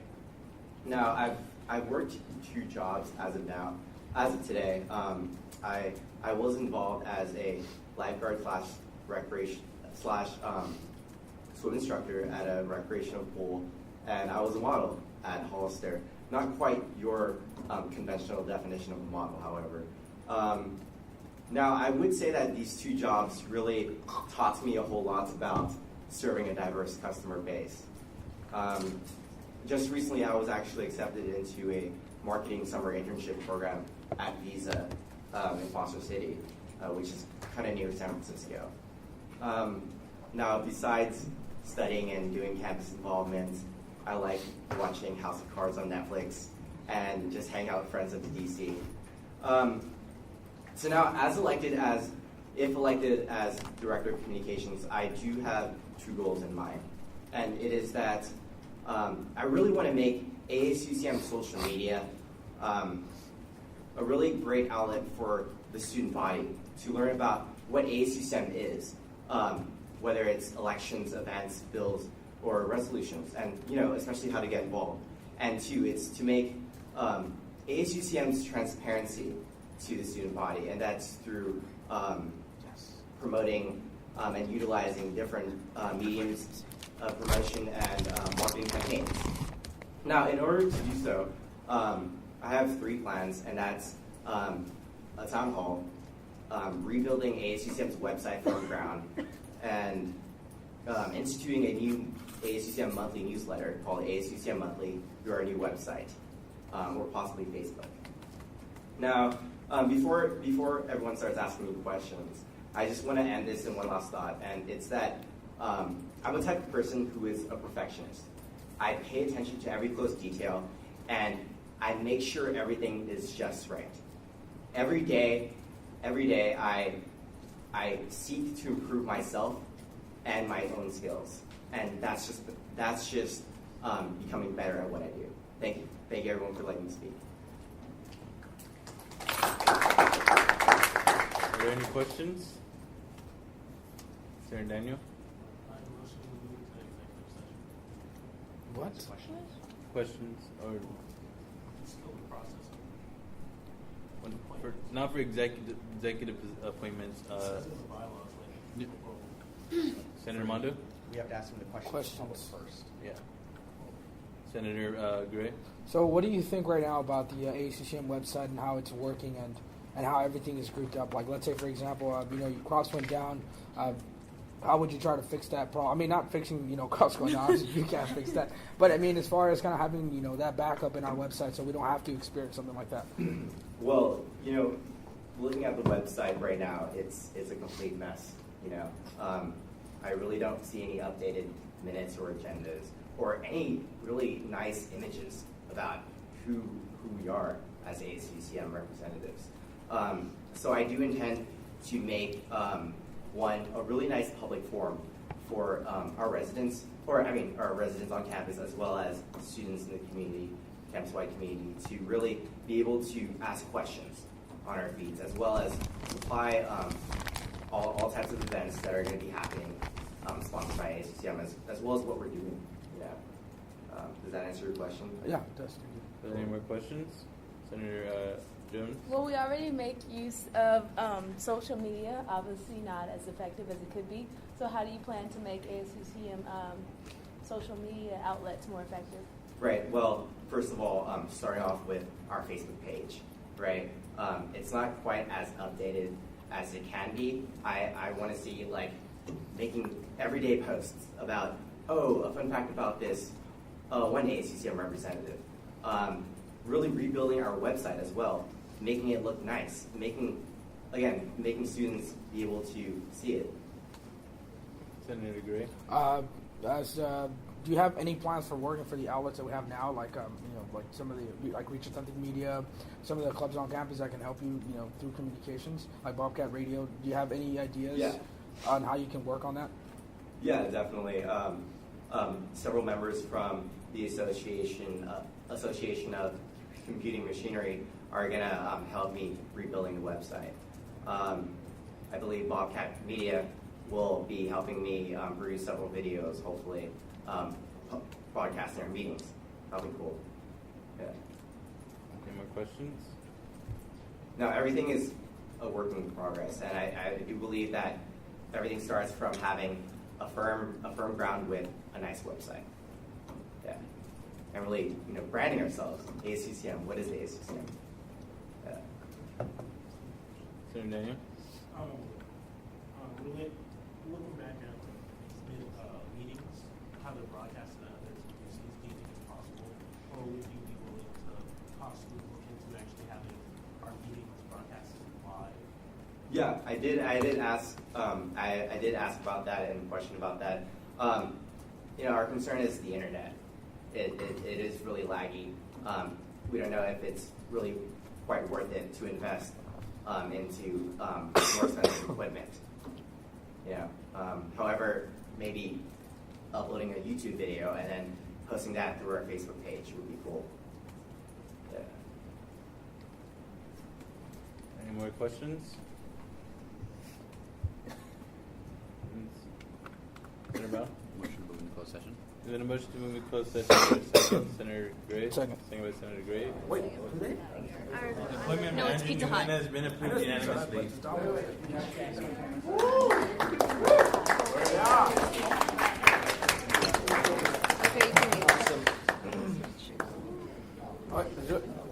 Okay, so and Senator Mondo. I move to return bill number 55 to the table. There's been a motion to bring Bill 55 back to the table. Is there a second? Senator Brown? Second. Second by Senator Brown. Discussion? Anyone opposed? Okay, Bill 55 is back to the table.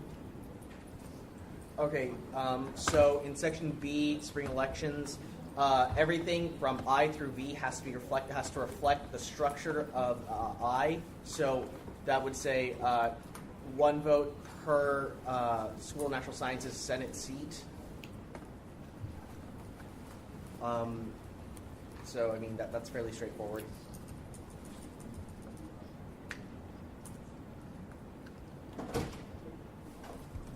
Now, while Caitlin does the edits, you go to section 2, winning seats. We're going to do something fun. You all get titles after getting elected. You become senator-elect, executive position-elect. Jaron told me it was kind of funny last year. He had to be president at the same time as Garrett for a time because he was elected president, and Garrett was still president, and he had to still be confirmed. So now you get a position, you get your title the moment you get elected after it's been confirmed by the chancellor and Charles. Until installation, at which point you receive your actual title of senator or executive. Again, we haven't changed any of the standards for write-in ballots. Now, right now, this is one of the biggest things. Currently, you have a plurality system for executives. It means some people do take issue with this. So this is probably one of the largest edits in the entire bylaws. Entirety of these bylaws. So basically, it means you don't need 50% plus 1 to win. You just need a plurality, which means you need the highest percentage to win.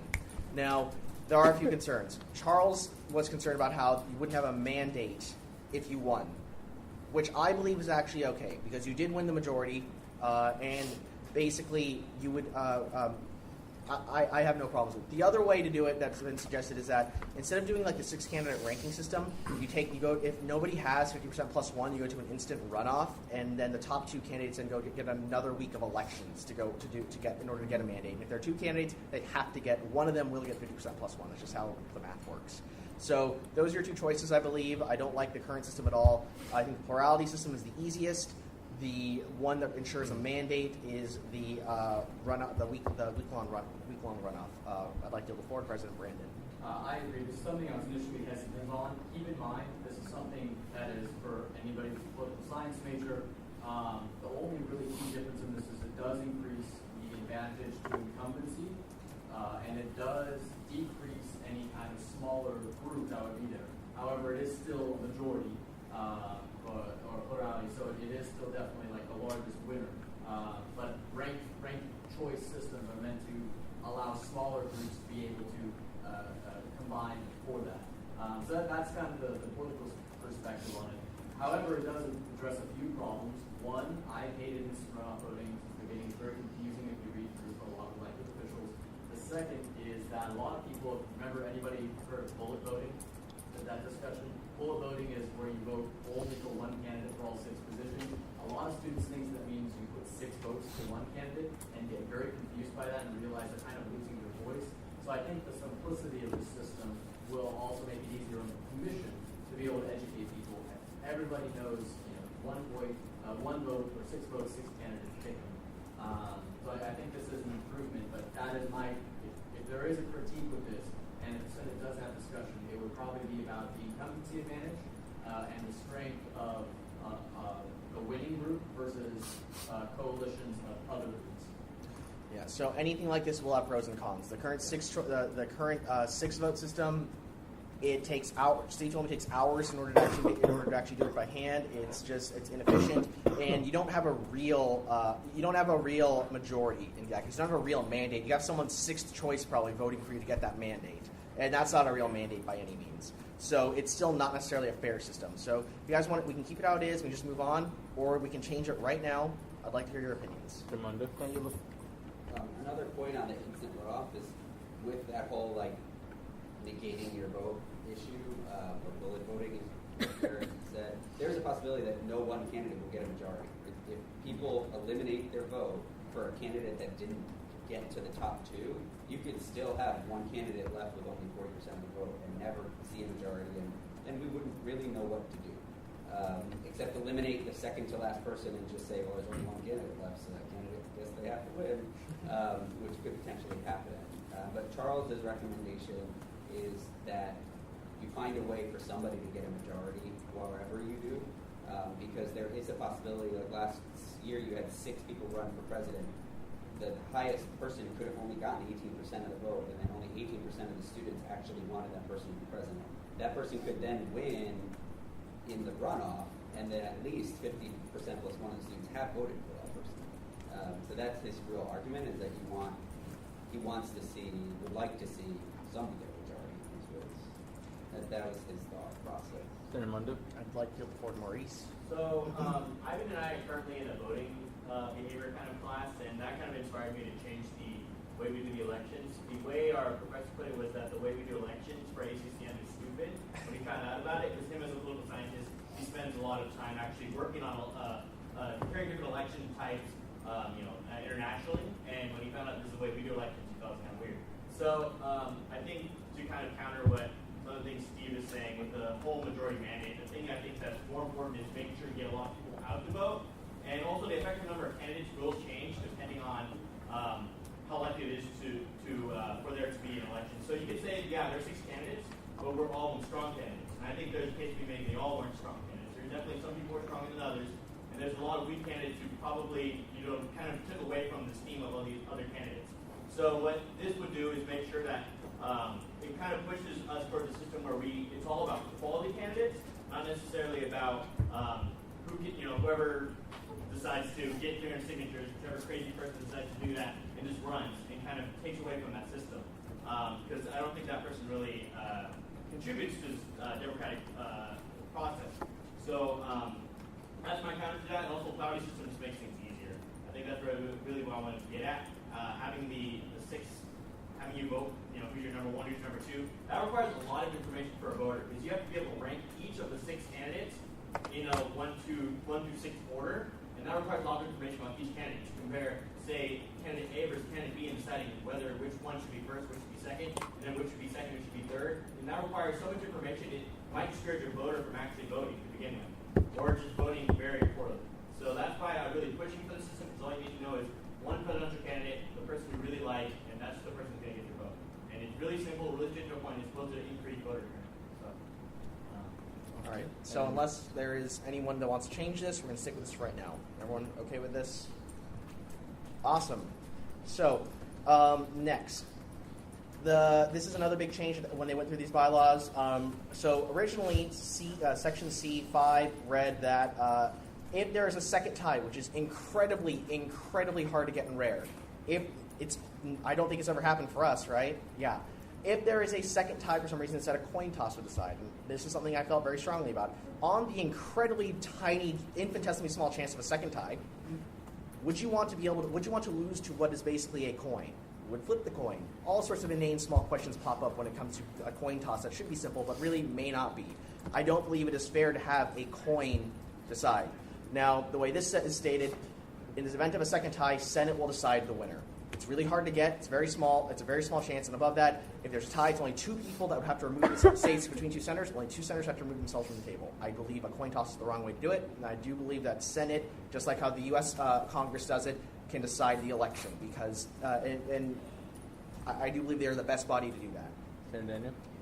Like, honestly, I understand the point you're trying to make. It's just when you have to, in the rare case we do make a tie, we'll reach a second tie. I think it should be a coin toss because you're over complicating a really simple measure. We could just make it a coin toss by the advisor. It's someone that's away from the students, right? That's just on the flip of a coin. They can't interfere with the process whatsoever. And honestly, if we have to sit deciding the second time, well, yes, it's a rare, really rare chance of a second time occurring.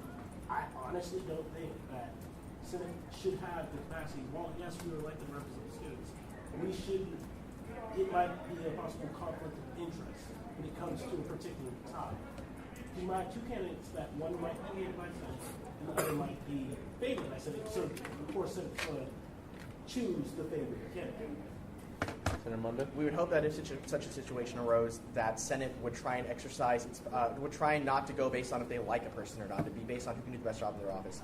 And in the conversation I had with Charles, apparently it went back and forth on whether using the advisor, and it was a no. We wouldn't use the advisor for a coin toss because, I mean, generally school administration isn't supposed to get involved in matters like this. As far as I know, it's messy. They can't do it. They're not going to. So who then flips the coin? You're going to court flip a coin? I don't think this is right. No, I honestly, coin toss is just, I think, honestly, to be blunt, it was a stupid decision to put it in the first place because you're having your, you could possibly have your candidacy, your election decided by someone flipping a coin. I refuse to lose to something like that. Senator Brown?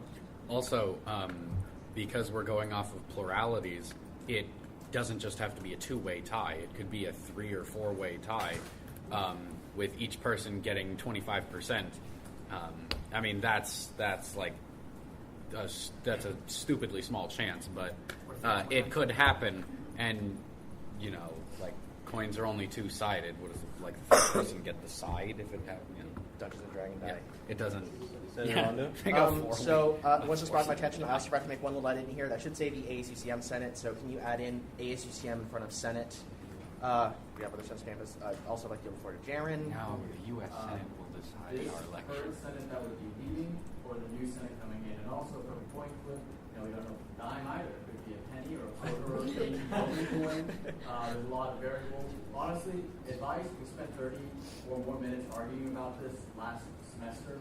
I'll tell you, it doesn't matter at all which one you pick. Like literally at all. The odds of this happening are infinitesimally small. We literally argue about this for 30 minutes. Whatever you pick, it's fine in there. It's fine.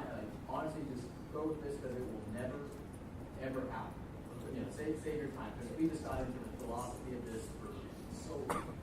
One more change, it should say the sitting ASUCM Senate. That was just brought to my attention. I would like the current Senate to decide. Some of them may not be running for office against, or they may be in a better position to choose. Others may be, but that they're not the ones. As long as they're not the ones being tied, they can vote, as far as I care.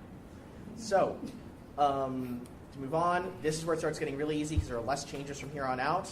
It's going to get a lot. It's going to get a lot. We're going to move faster now. Section 8, it just is reworded a bit. The Elections Commission can now assist the head commissioner in certification. That wasn't in there before. The head commissioner is the only one that has to sign their name to the results, and then obviously the advisor, the members of the Elections Commission. And then of course Stephen didn't get his the signature of Charles and the Chancellor, right? Yeah. So also there was one really strange thing in here. It said that you had to post the results in KL 119 for the general review of the student body. That didn't make any sense. So that is now outside of OSL for public viewing because that is much easier, much more easy for the public. Instead, in announcements of the results, the Elections Commissioner shall publicly announce the winners. That means over Facebook, social media, the stuff we already use. They used to have to host an event, but hosting an event may be a waste of time. Who really shows up for that thing? They just want to hear the winners. They're going to hear it over happenings, crops. They're going to see it on Cat Live probably. They're going to get a Facebook page and a tweet about it. So, I mean, we may not need to host an event. It seemed unnecessary, and also the timeline of it would be sketchy. There was no real timeline on when they should do that. I believe once the election's over and everything's certified, the job of the Elections Commission is over as long as there are no more complaints to be resolved. So going down into special elections, So in section, we did have when the interim senator thing came to the table, that did prompt the discussion of what we do when we hit a quorum issue. So in order to make sure there's a safeguard against just trying to push through anybody for that reason, trying to push through getting in new senators, the requirement to initiate a special election specifically for Senate seats is a three-quarters majority. Everything else is 2/3. It can be easily blocked if they believe it's not necessarily, you're not approaching a quorum issue. If you are approaching a quorum issue, Senate should know fairly easily that they need to get it voted through, and you should break the 3/4 pretty easily. So it's a slightly higher threshold, one that can easily be met if there is a true quorum issue approaching the Senate, and then you can initiate a 5-week special election cycle as defined above. Anyone have any issues with that? No? Okay. Qualifications, it says good academic standing and judicial standing. Does it say judicial on there right now? I need to make sure it does. Article 5, Section 1.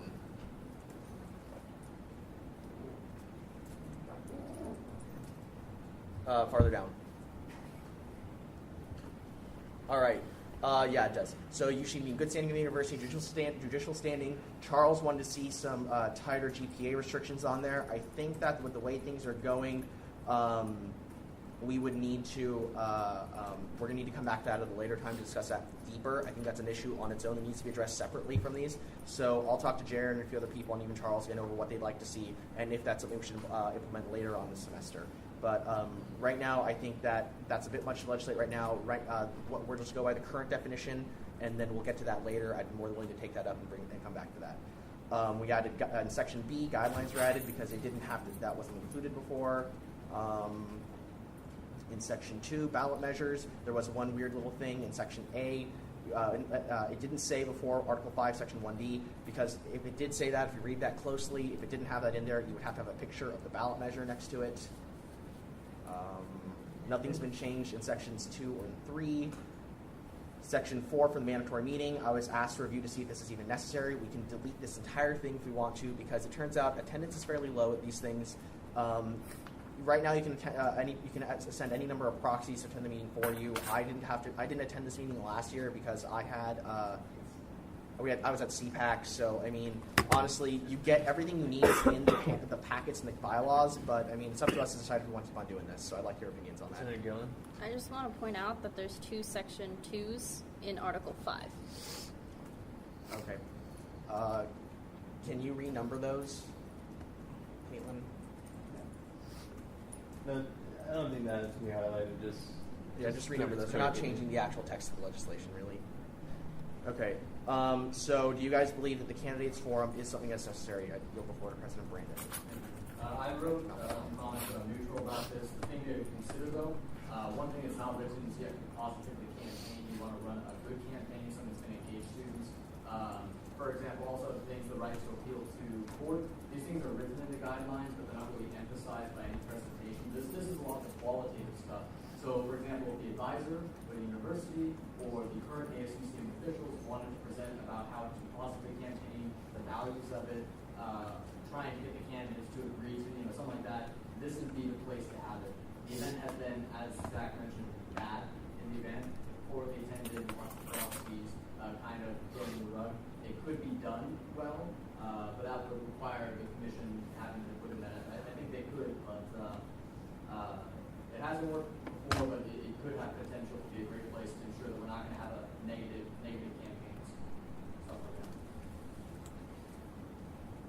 Any more discussion?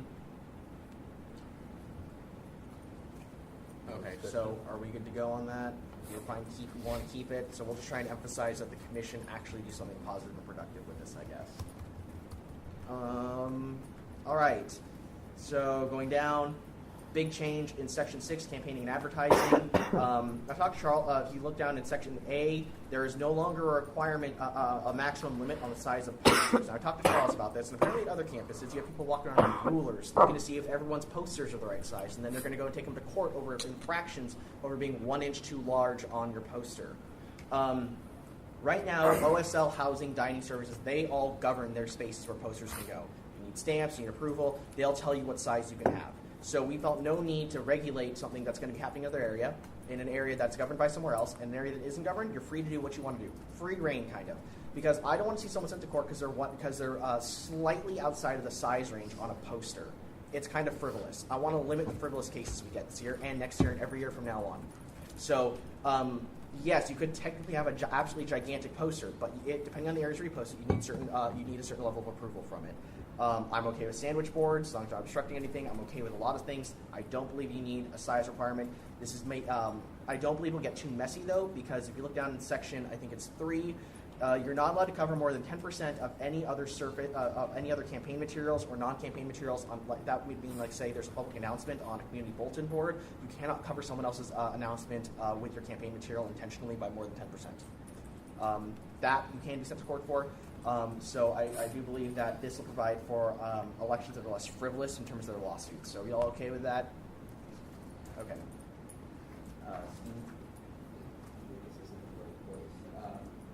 You might want to think about clarifying whether or not they can campaign on or off campus or what that would look like. Because last spring, you had people campaigning on city property, which we can't do. Like they had poster boards up that wasn't on campus property. We could get the campus would get fined for doing stuff like that. If there's already a city regulation governing it, I think that we should just advertise the city regulations saying you can't. Yeah, something. So I don't think that needs to be an extra violation, but I think though I think we should put that in the election guidelines packet then and make that publicly available and well known, especially at the candidates meeting. But I don't think we need another bylaw for that. Just somewhere where it's clarified that. All right. Rush, can you guys get that added to the guideline packet, or who does that? Usually the elections commissioner. All right. Can you remind them? I have a copy paste one. Okay. Thank you. As for endorsements, everybody needs to put in their endorsements by hand individually. Jaron? Small, just because that came up. Steve makes a good point too. What at a party, can they throw a campaign party as long as it's legal with alcohol there for all 21 people? Something like that is something to consider. But on the other side of the elections commissioner determining the responsibility, nowhere in the document is really the scope of the elections commissioner adding additional restrictions laid out. For example, if you wanted to add an additional rule that's not written in the bylaws, do they have the authority to do that? What rules might those look like? Is there a process to do it? Otherwise, are they limited to only what this document says? I would say that the elections commissioner has the powers given them through these bylaws, and that everything they do is subject to court approval, and that I'd say that they can only use the powers they've been given, and if they'd like to institute another rule, they'd have to either pass it through Senate or get court approval on that. Josh? There is literally only 4 more sections left, and there isn't anything huge in them, except for one more thing which I'm going to change. So I'd like to only extend time by 10 minutes, and I swear we'll be done. Take your time. The motion to extend time by 10 minutes I per read it second. before I came. Senator Gallon? Second. Second by Senator Gallon. Any discussion? Anyone opposed? Time has been extended by 10 minutes. Okay. Arash? Just as a response, we do have case law already set up for last-minute changes to elections guidelines, and that's in the form of usually an ex parte case. The court writes an opinion. It should be in the court archive right now. You can go check it out. Okay. So Section 8, slate and party formation. This is going to be, we're going to change this back to slate, as we said earlier. So this will be slate. Everywhere it says party in here, I'll make sure you get to do that later when you get to that. Now at the bottom, it says all party campaign expenditures may not exceed $1,000. I'm going to change that right now. We're not going to do that. Jaron and Maurice have convinced me that we should go back to the way the system we did before. So if you can revert, can you bring up the current bylaws and find that, or I can find that section and send it to you, I guess. All right, cool. Hold up. Until then, I give the floor to President Brandon. Section 7 endorsements, subsection B. One thing that I felt should be removed was regarding the Elections Commission having to approve of any ASUCM member actually endorsing. So any club can just send in an endorsement, any person can send in an endorsement, any community member can send in an endorsement. But if you're currently serving the ASUCM, they have to approve of it, but there's no guidelines set for what that approval means. It felt unnecessary that there wasn't a process and that it should be the same. So I would remove approval. So basically, the ASUCM official to be treated the same. That the ASUCM official to endorse or campaign for someone just has to notify the commission. Because what's the approval based on? I'd like to hear the table's opinions on that. Any discussion?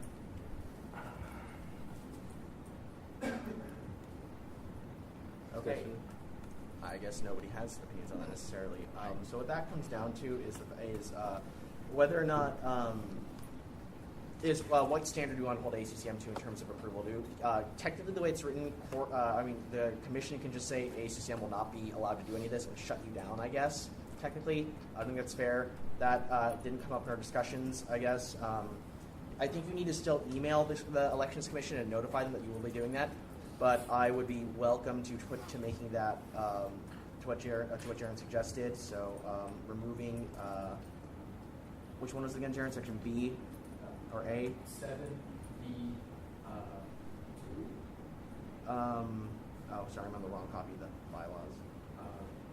7B2. Oh, 8. 7B, Sorry. 8B. Okay. Oh, yeah. Do you want to strike that out? Any information?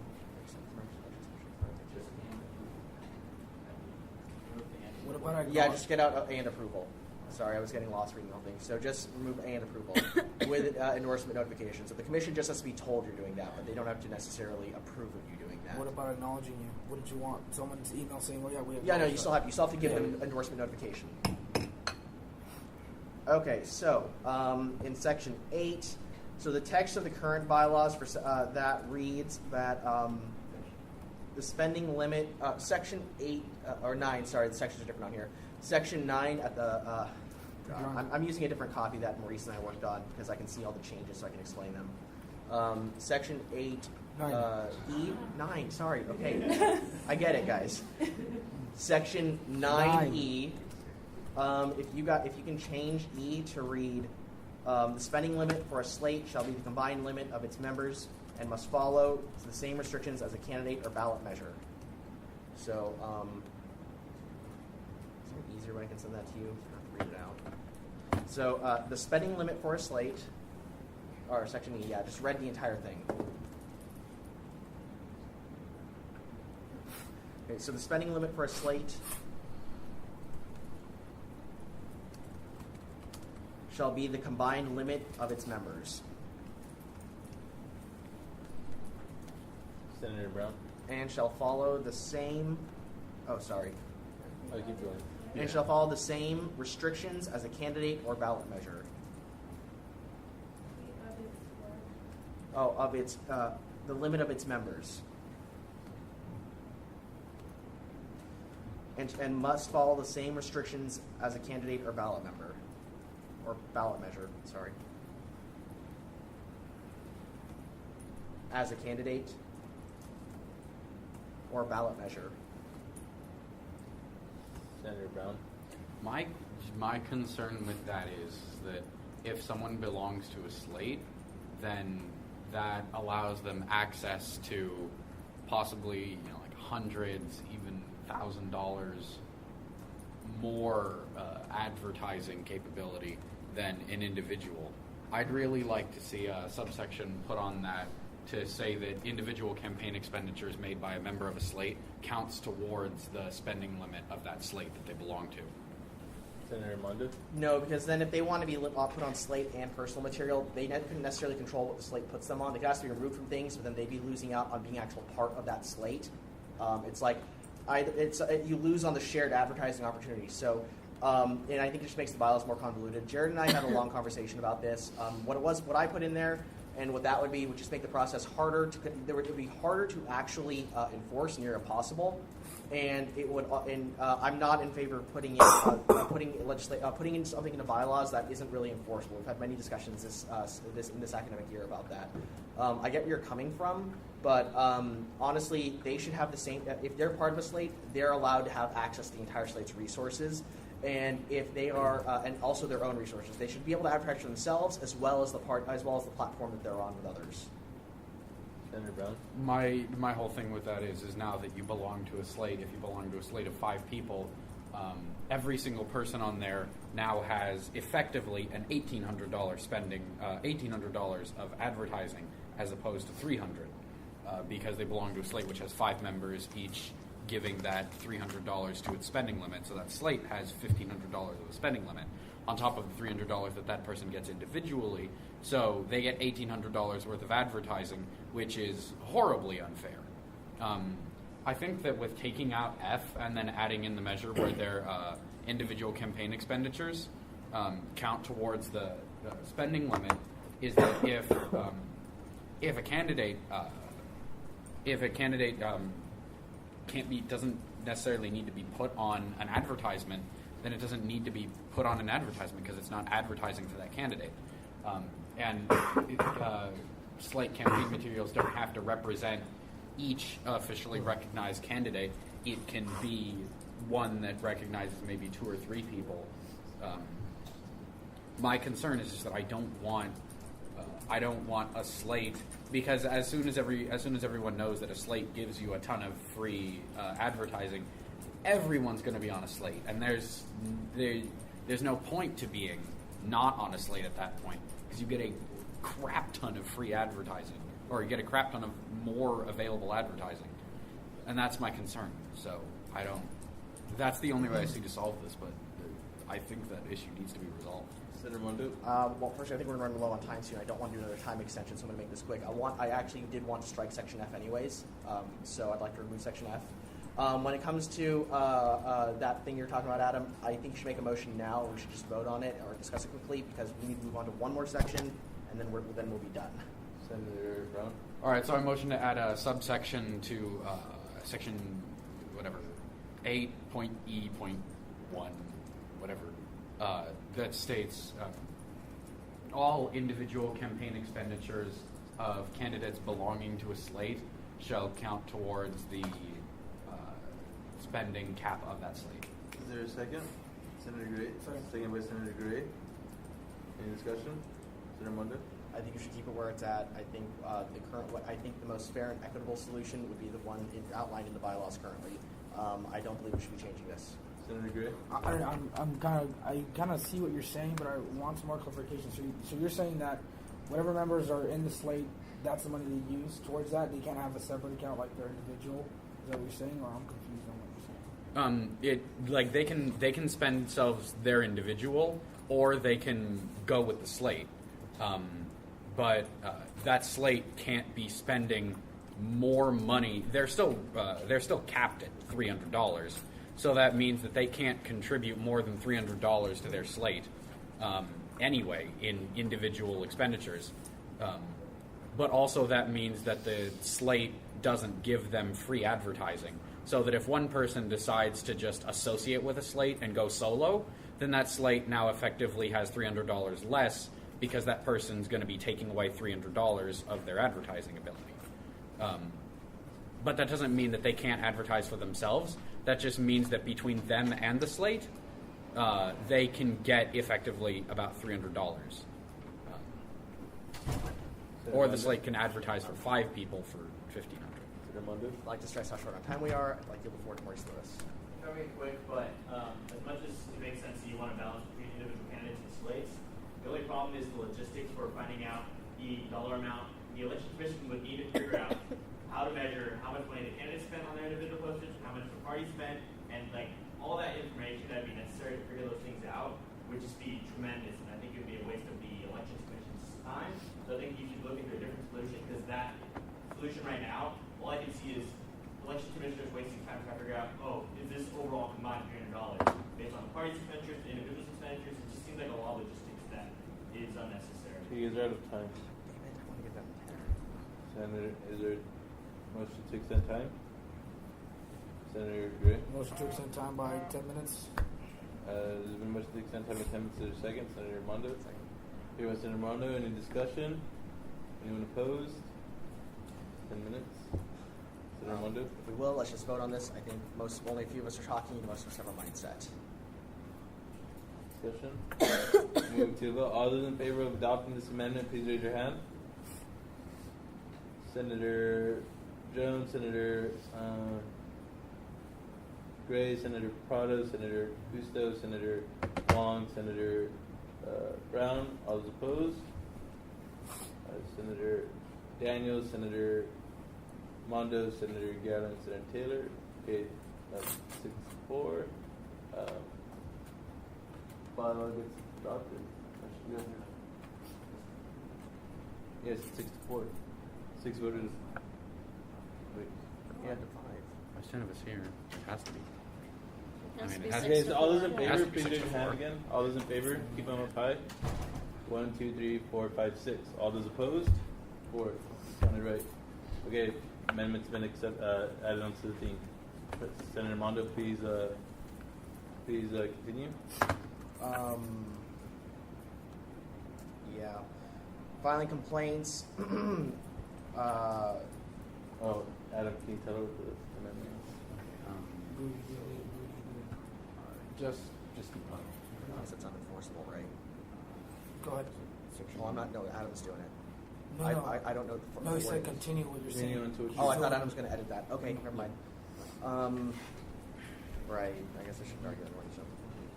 So, filing complaints. Yeah, I'm looking at that right now. So that has to be changed from party to slate in there in section B.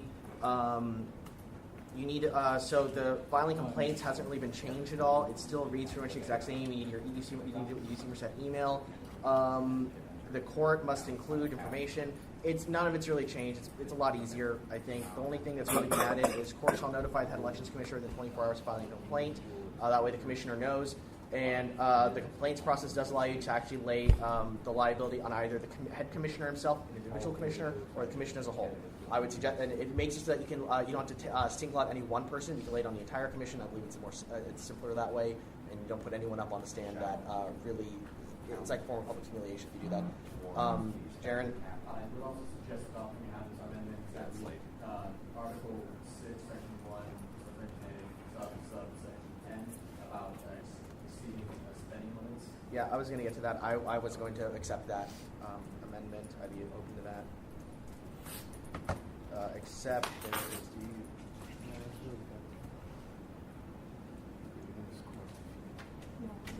I like this one. Okay.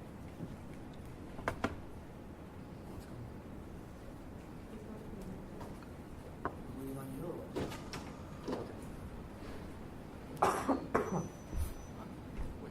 Are we waiting on you, Zach?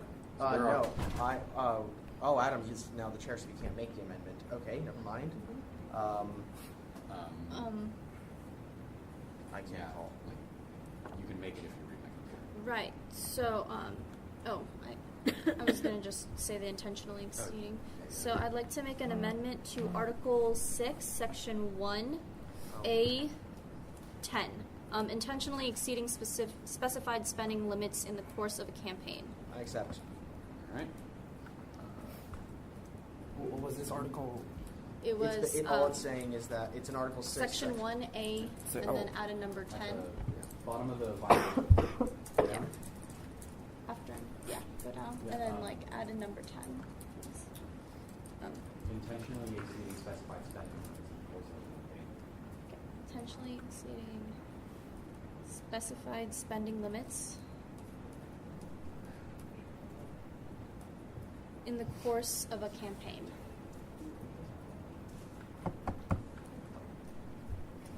Thank you, Caitlin. Would you like to continue? All right. Section 3, hearings. This allows for a 48-hour delay in the confirmation of the elections if there is a complaint in the last 3 days. So basically, it just means that if there's no time to deliberate, then the commissioner shall have the power to delay. Section 4, appeals. The commission, any of the commission's decisions can be appealed and then overruled by the ASUCM court, appealed to the court and overruled by them. The Elections Commission cannot disqualify a candidate or campaign unless the candidate fails to appeal the disqualification to the court and the court upholds the disqualification. So basically, disqualifications go directly to the court. They can disqualify you, but the court needs to uphold it. It's an automatic appeal. Let's see. Then there's some disqualification stuff. It's pretty much the same.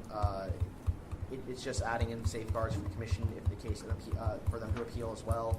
Public record just says that all the stuff needs to be public information within 1 week of being filed, and then that is the entire bylaws. Senator Daniel. I talked to you this about last week's budget, about adding a general guidelines to the candidates, like a format for the candidates. I had this discussion with the previous election commissioner. She didn't really understand how the candidates actually followed, so I sent everyone a really short document that kind of listed how the format that I discussed would work. And I would like to add that in Article 4 to Section 5 and 6 as a type of guideline to help the elections, the head election commission, because it's really hard to just say you have to have meet the candidates, but not tell them, well, this is the format, or just even say it's at your discretion. You accept? No. I'll Is there do a that in second? second. Is there I a can like second? it, though. Okay, motion dies. Please continue, Senator Mondo. I would like to say, though, I do think that belongs in the election guidelines, definitely. So you can send that to Harash. That should definitely be in there. But I don't like legislating something that you want as a guideline, because you're not legislating guidelines, you're legislating laws. But that should definitely, the guideline should be in, that should be in the guidelines, definitely. Senator Gallen? Point of information, Alex Ella is not the IVP. I asked Ivan to change that. Oh yeah, now I'm gonna fix all that one. Okay, so that was because I used the back page template on the website and on crops, and the crops one was out of date, and it slipped my mind to change it. So that will be changed. I did ask Ivan about it. Other than that, this is, well, that's it. So any questions, comments? Other than that, I think we can move to a vote. I think we've got everything we want. Manual. Oh, sorry, that's Ivan's. I think you wrote this really well. Lisa, you guys did a fantastic job really making this really simplified. I think we worked really good today cooperating. You know, I'm sorry about a lot of your stuff went down, but you know, that's how the table works. Okay, any more discussion? Okay, we're moving to a vote. All those in favor of approving the election bylaws, please raise your hands. Approved unanimously.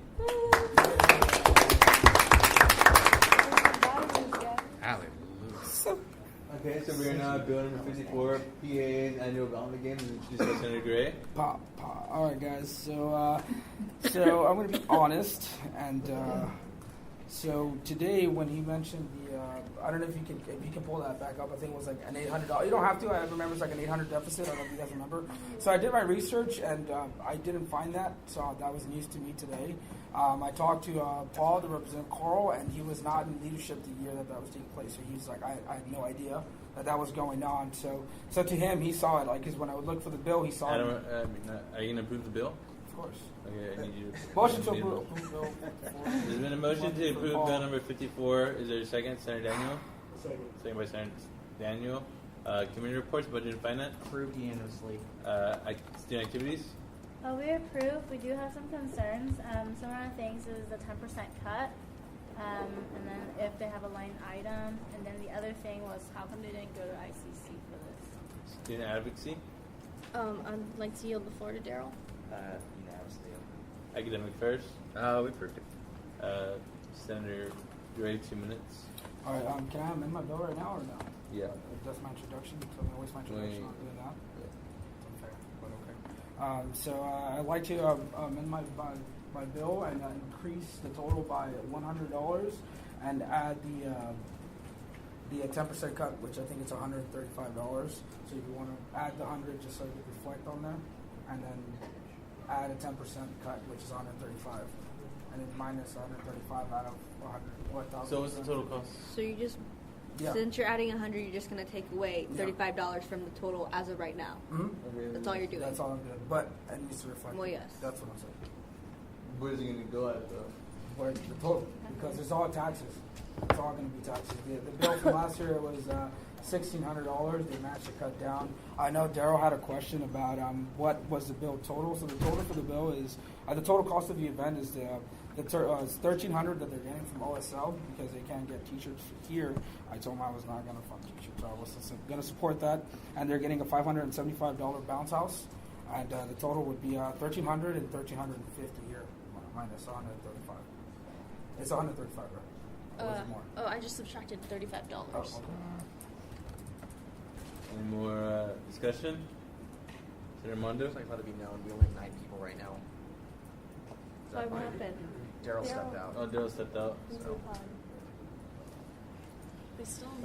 We still have Okay, I'm just checking. Okay, it falls below 9. I'm just letting everyone know. Okay, is there any more discussion on this bill? Senator Daniel? It is one of the staples of our campus culture. Games. Senator Gray? To answer your question, I know you had a concern about going, not about going to ICC, but a line item. I believe they are going to get the line item for next year. The president talked to our treasurer, so they're going to try to get to my bills that I worked on this year to get them on the line item. So I did get that taken care of. So yeah, if you guys have any more questions, definitely. Any more questions, Senator Wong? How come they didn't go to ICC since this is an on-campus event and it's not even $2,000?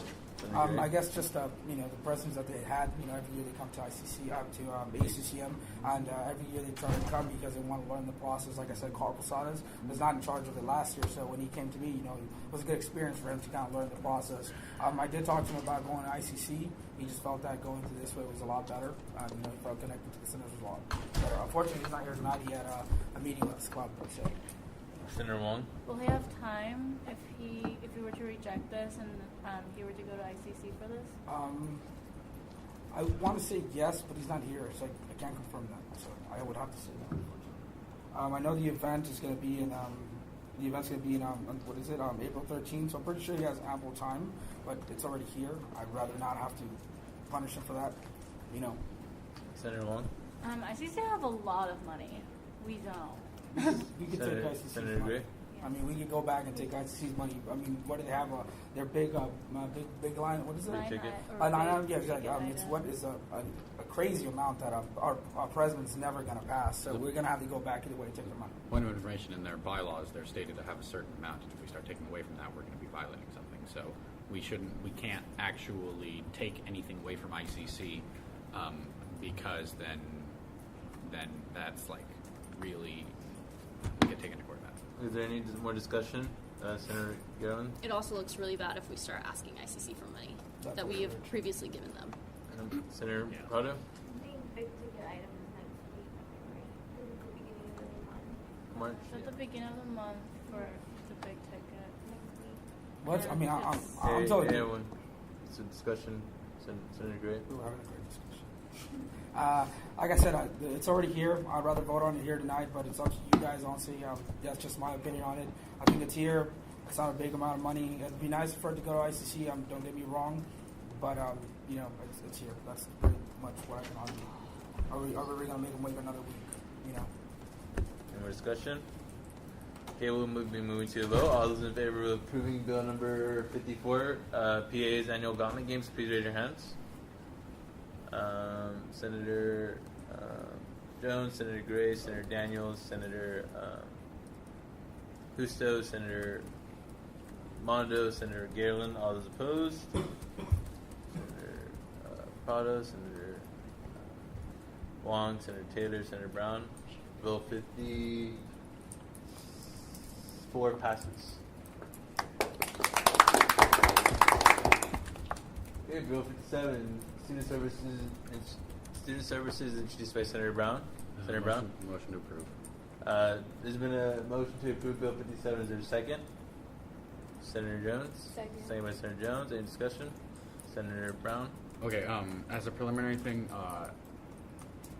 normally I would want to table this until more people are here, but what?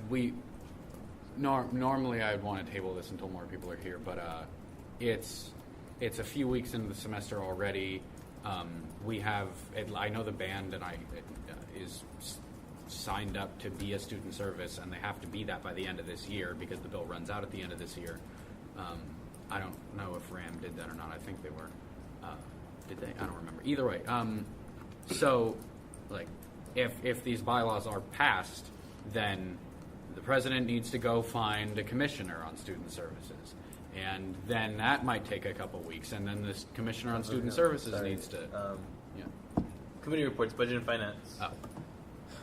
Budget and finance felt they didn't have the proper information for this. They had concerns about a lot of the wording. We thought the spirit of the legislation was correct, but the wording it sometimes didn't necessarily agree with a lot of the formatting and the structure that we've had our other bylaws. So we felt it might need a bit more time to be polished a bit and reflect that. But we do feel that everything that needs to be there is there, and that it is in the right direction.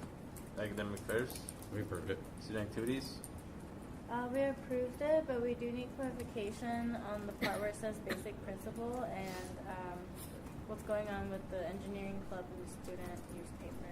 Student advocacy. I yield the floor to Senator Justo. Not approved. There seems to be hyperbolic language suggested in Article applied Section 3. Yeah, so Okay. Sorry, Adam. Okay. Yeah, I just want to see it because it's like I'm putting it through now because it's even if it does get approved, it's a long process until any student services actually get put in. Because there's a commissioner to be found, and then the bill needs to be put in, and then the commission needs to evaluate them, and then they need to go through the 2-week process. So I'd hope it gets done tonight, but if it doesn't get done tonight, then I can table it for later. Either way, so I'd like to just go through like we sort of did the last one. It's much quicker, much shorter set of bylaws than the other one. So, would I be able to go through that? Yes. Okay, so the Article 1, the purpose basically is just to define a loose process. I didn't want this to be a really, really strict process, like especially draw a comparison to how the elections go. This, to become a student service, I wanted it to be a really loose process that was very open to interpretation by the Commissioner on Student Services and by Senate themselves, because each service is going to be fundamentally different from each other. And even if they are kind of similar, they should be considered on a case-by-case basis. So the whole thing is really a loose process that just defines who has what authority and where they stand in terms of with ASUCM. And everything in here is designed to give more discretion to Senate and to give more discretion to the commissioner that's going to be dealing with these student services. If anyone has any trouble with the purpose, that's it. Sorry, who's that? I have a question for Adam. Can you clarify how this goes in line with Article 9 of the Financial Bylaws, Student Services Programs and Governance, in which is already defines student services? Okay. Pull those up. Resources, bylaws. I remember I had something for this. I but completely forgot it, and I don't know where it is.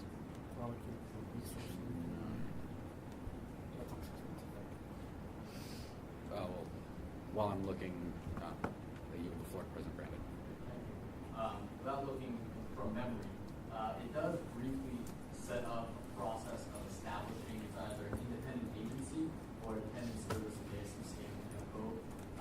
The issue is that we had, for example, Bobcat Radio become a student service, but because there was no process except for a Senate bill at the table, it flopped, right? There was no bylaws. I mean, there were sort of bylaws, but where are they? They were never uploaded. They were never really kept as part of what the ASUCM is.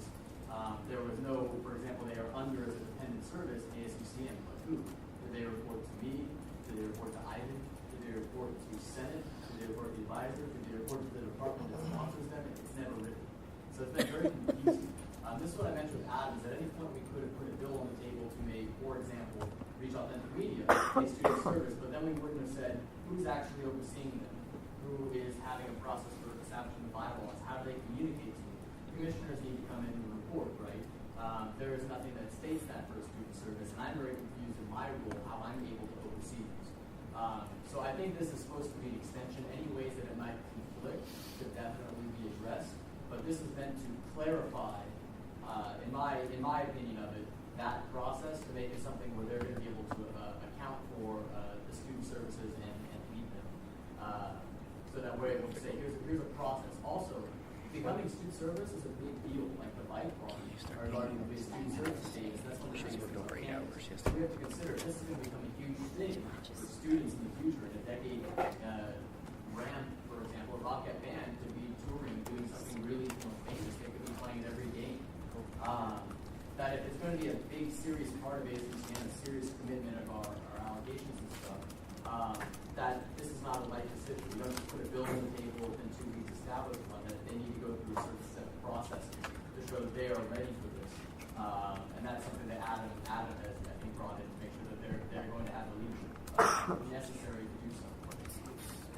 Senator Brown? So, what I've tried to establish here is sort of a loose dependency on ASUCM.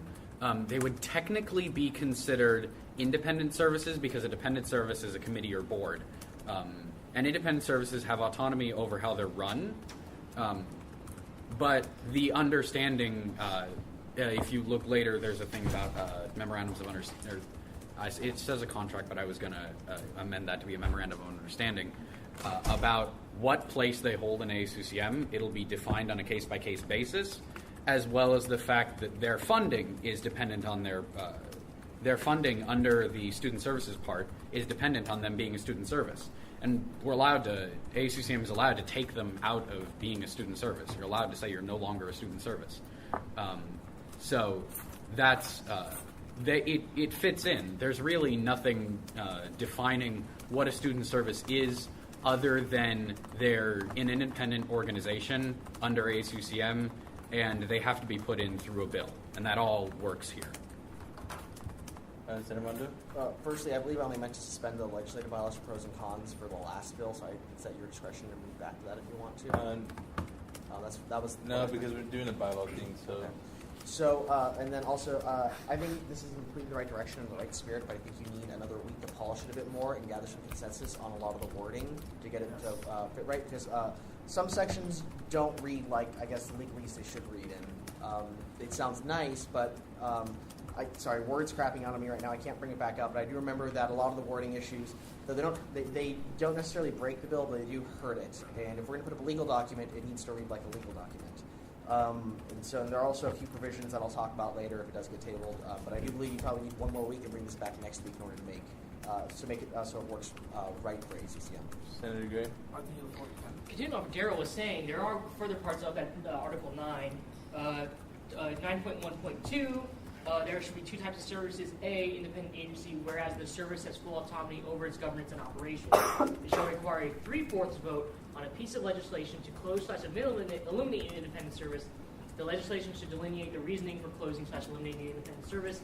And then B, dependent service committees, councils, or boards, whereas the ASUCM executive, Senate, court have direct control over the service.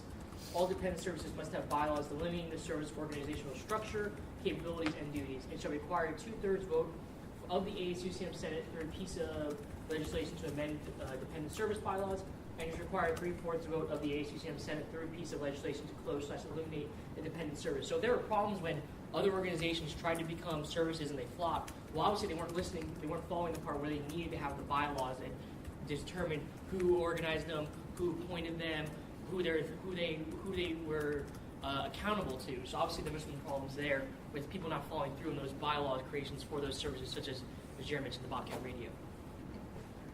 Senator Brown. Yeah, no, all I was saying is that it works with that because under the independent services, that's more where these would be classed because these would be created from. This is for taking an RCO and creating it into a service, responding to problems with legal wording change. I mean, if there's a couple things that you can point out, then fine, I'll take it back a week. I don't write legal documents. I'm not a. But like if there's a couple of problems you can point out, then because I don't really notice a whole ton of actual wording problems. I sent it to a couple people and they thought it was fine. Senator Gray. I don't know, I look at this and the one thing that stands out the most from the purpose is to allocate the resources they need. I don't know, that just sounds expensive, you know. And I'm like, can we really afford that? Are we really sustainable to, provide? I mean, we just allocate how much money to the Bobcat Bank, and we keep doing that for other services that might come up in the next year, the next 5 years. Are we financially stable to do such a thing? I mean, it's just, I don't know, it's just kind of, I like it to be a little more, I don't know how to explain it. Your attention, please. The library service desk will close in 15 minutes at 11:45. Please return all items now. Thank you. Is there any more discussion? Senator Brown? All right, well, you guys have had a week to bring these up to me. All right, fine, I'll table it a week. Motion to table. You're going to rescind your motion. Rescind my, hold on. Senator Daniel? That'd be nice. Senator Brown? A motion to recommit to all committees. He has to resend or Recommit. Recommit. Okay, there's been a motion to recommit this bill to all committees. Is there a second? Senator Mondo. Second. Second by Senator Mondo. Any discussion? Senator Brown. The president doesn't want to say something. Just really quickly, instead of only approving it or denying it, I like what Daryl mentioned, the specific thing. Come back with suggestions on that or amendments. That way, it's not a we don't like this, we do like this. Let's work on it to make it something that's important. Because we do have currently 2 groups waiting on this to become a student service, and my ability to try and help bring them in ASUCM is going to be limited if I only have a couple of weeks before I'm out of office. So there is a time consideration. Senator Husto. Just for specifics, Your Honor, what are the 2 groups? The 2 groups. Point of information, that's the Bobcat Band and RAM. Reach out to the media. Karen would be great. Okay, you guys are on discussion on recommitting this bill to committees. Is there any more discussion? All those in favor of resending Bill 57 to all committees, please raise your hands. Okay. Are you going to? Okay. I can't. All those opposed? Abstaining? What do you mean you can't? I'm secretary. So you still can't? She still can't vote? Yeah, you can vote. Oh, I can vote even though I'm taking. Just ask Okay. you to take a bridge minutes because we're going to work over 8 hours in a day. Oh, okay. Oh. So do we vote?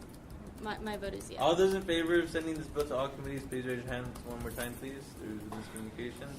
Okay, sweet. Bill has been resent to all committees. New business, Bill 58. I need a motion. Senator, I'm not even going to read the bills. Senator Mondo. I move to send Bill 58 to all committees. There's been a motion to send Bill 58 to all committees. There's a second. Senator Daniel. Second by Senator Daniel. Any discussion? Anyone opposed? Bill 58 has been sent to all committees. Bill 59. Senator Daniels. There's been a motion to send Bill number 59 to all committees. There's a second. Senator Brown. Second by Senator Brown. Any discussion? Anyone opposed?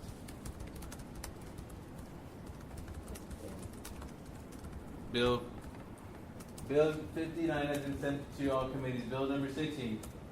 Senator Daniel.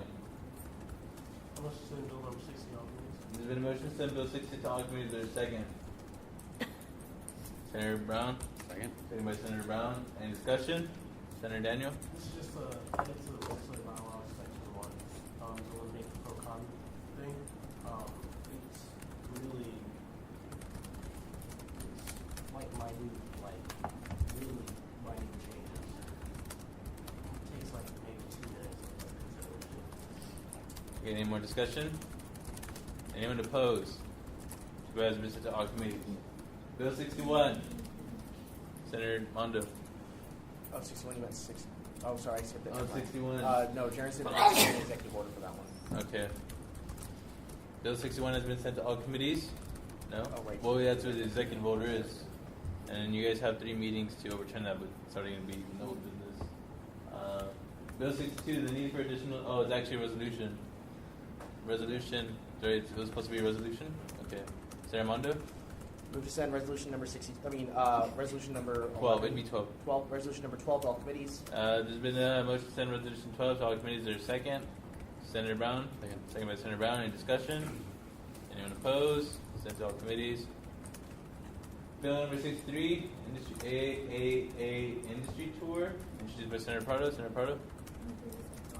There's been a motion to send this bill to all committees. There's a second. Senator Justo. Second by Senator Justo. Any discussion? Anyone opposed? Resolution to all committees.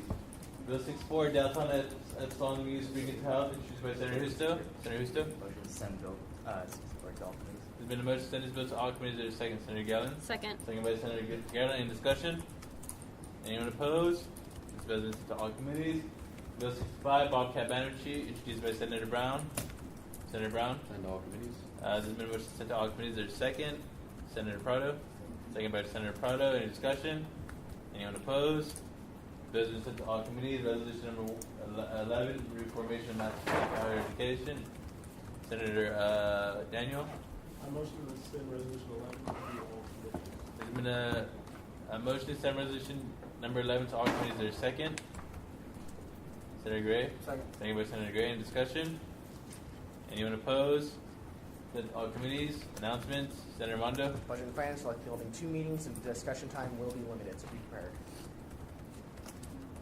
Senator Jones? So the Black Arts Movement Conference is Friday first. That's off campus. Saturday and Sunday is on campus. This is an event we funded, and also check your emails because she sent out an email saying if anyone from ASUCM wanted to make any remarks at the conference that she would accommodate those people. I hope to see you all there. I know I registered not only to attend but to be a volunteer, so I hope to see you guys there. Thanks. Senator Husta? So one of the projects that I initiated when I became SIDER was to create Berkeley Health Sciences Team Committee at Housing and Residence Life. So to cater to that, to not just cater to the health sciences group, Housing and Residence Life is starting up something called the Student Initiated Living Communities that are starting actually next week for applications. That was done by the effective lobbying of me and some of my partners. So it's a good thing. Nice. Senator Brown? If any of you guys have any amendments for the thing, please send me a document with all the amendments. If you've got a ton of them, send me a message. If you've only got like one. Also, the Bobcat Band just got our new instruments today. Your $20,000 purchase came in today, and it's a ton of instruments. Can you come play for us next week? Have them all here. Hey, any more announcements? I'll have a nice picture with all of them set up in a pretty fashion for you guys. Senator Prado? My undergrad members gave money to SWE to host a conference here on campus for young girls from middle school and high school. It was this past Saturday and it was a great success. And the little girls want to do a conference every year, so there's a possibility that we might be hosting a conference for young girls every year. Jaron? If you have any questions about Resolution 11, please contact me. Regarding Bobcat Band, one thing that you need to consider is the registration. They went to the police department to try and register those instruments, the inventory system we discussed. There's nothing that exists. That's a great project for senators to take up. We'll talk afterwards. Anyway, so that's something that system needs to be set up. Irvine, this weekend, the board meeting, they're going to vote tomorrow to leave. So this weekend will probably be very interesting, especially if it's at Irvine and they're not members. So that'll be very cool. I'm looking for people to carpool with me. So if you want to go to Irvine, I'll pay for the gas and everything from the travel budget and stuff. But I need people to be able to show up and get a house there or something. That is absolutely awesome. Also, keep sharing the ASUCM application. I know we keep stressing it, but it's because a lot of Senate hasn't specifically shared that application. So that's really important to keep getting people involved. Steve? I'll go to another. Steve. Two quick things. One, remember when you review your student services bill, you're not creating a student service process for the Bobcat Band or for authentic media. It's for all research services. So think about that when you're doing it. And two, I sent you all an email. Vice Chancellor Sam Trainer is coming to speak to you all next week, so please do your research. And he will be followed by all the rest of the Vice Chancellors on campus. So make sure you start researching all of their offices and have good questions and discussions. Senator Daniel? Just to remind everyone, research needs to go please contact the director of that affairs if you want to be involved in the process. Also, we're looking for there may be a collaboration between UC Merced and the JC holding a kind of like inter-college video game tournament. I'm still waiting for a response from Lab Zero, but we'll also is looking to maybe have someone from ASUC be a commentator. For video games? I mean, I would love to. I mean, that's what I'm saying, right? For video games. Yeah, the first prize is actually going to be a poster signed by the entire development team for the game that we're presenting. Nice. Okay, I need a motion. Senator Mondo? I move to adjourn. There's been a motion to adjourn. Is there a second? Senator Daniel? I second.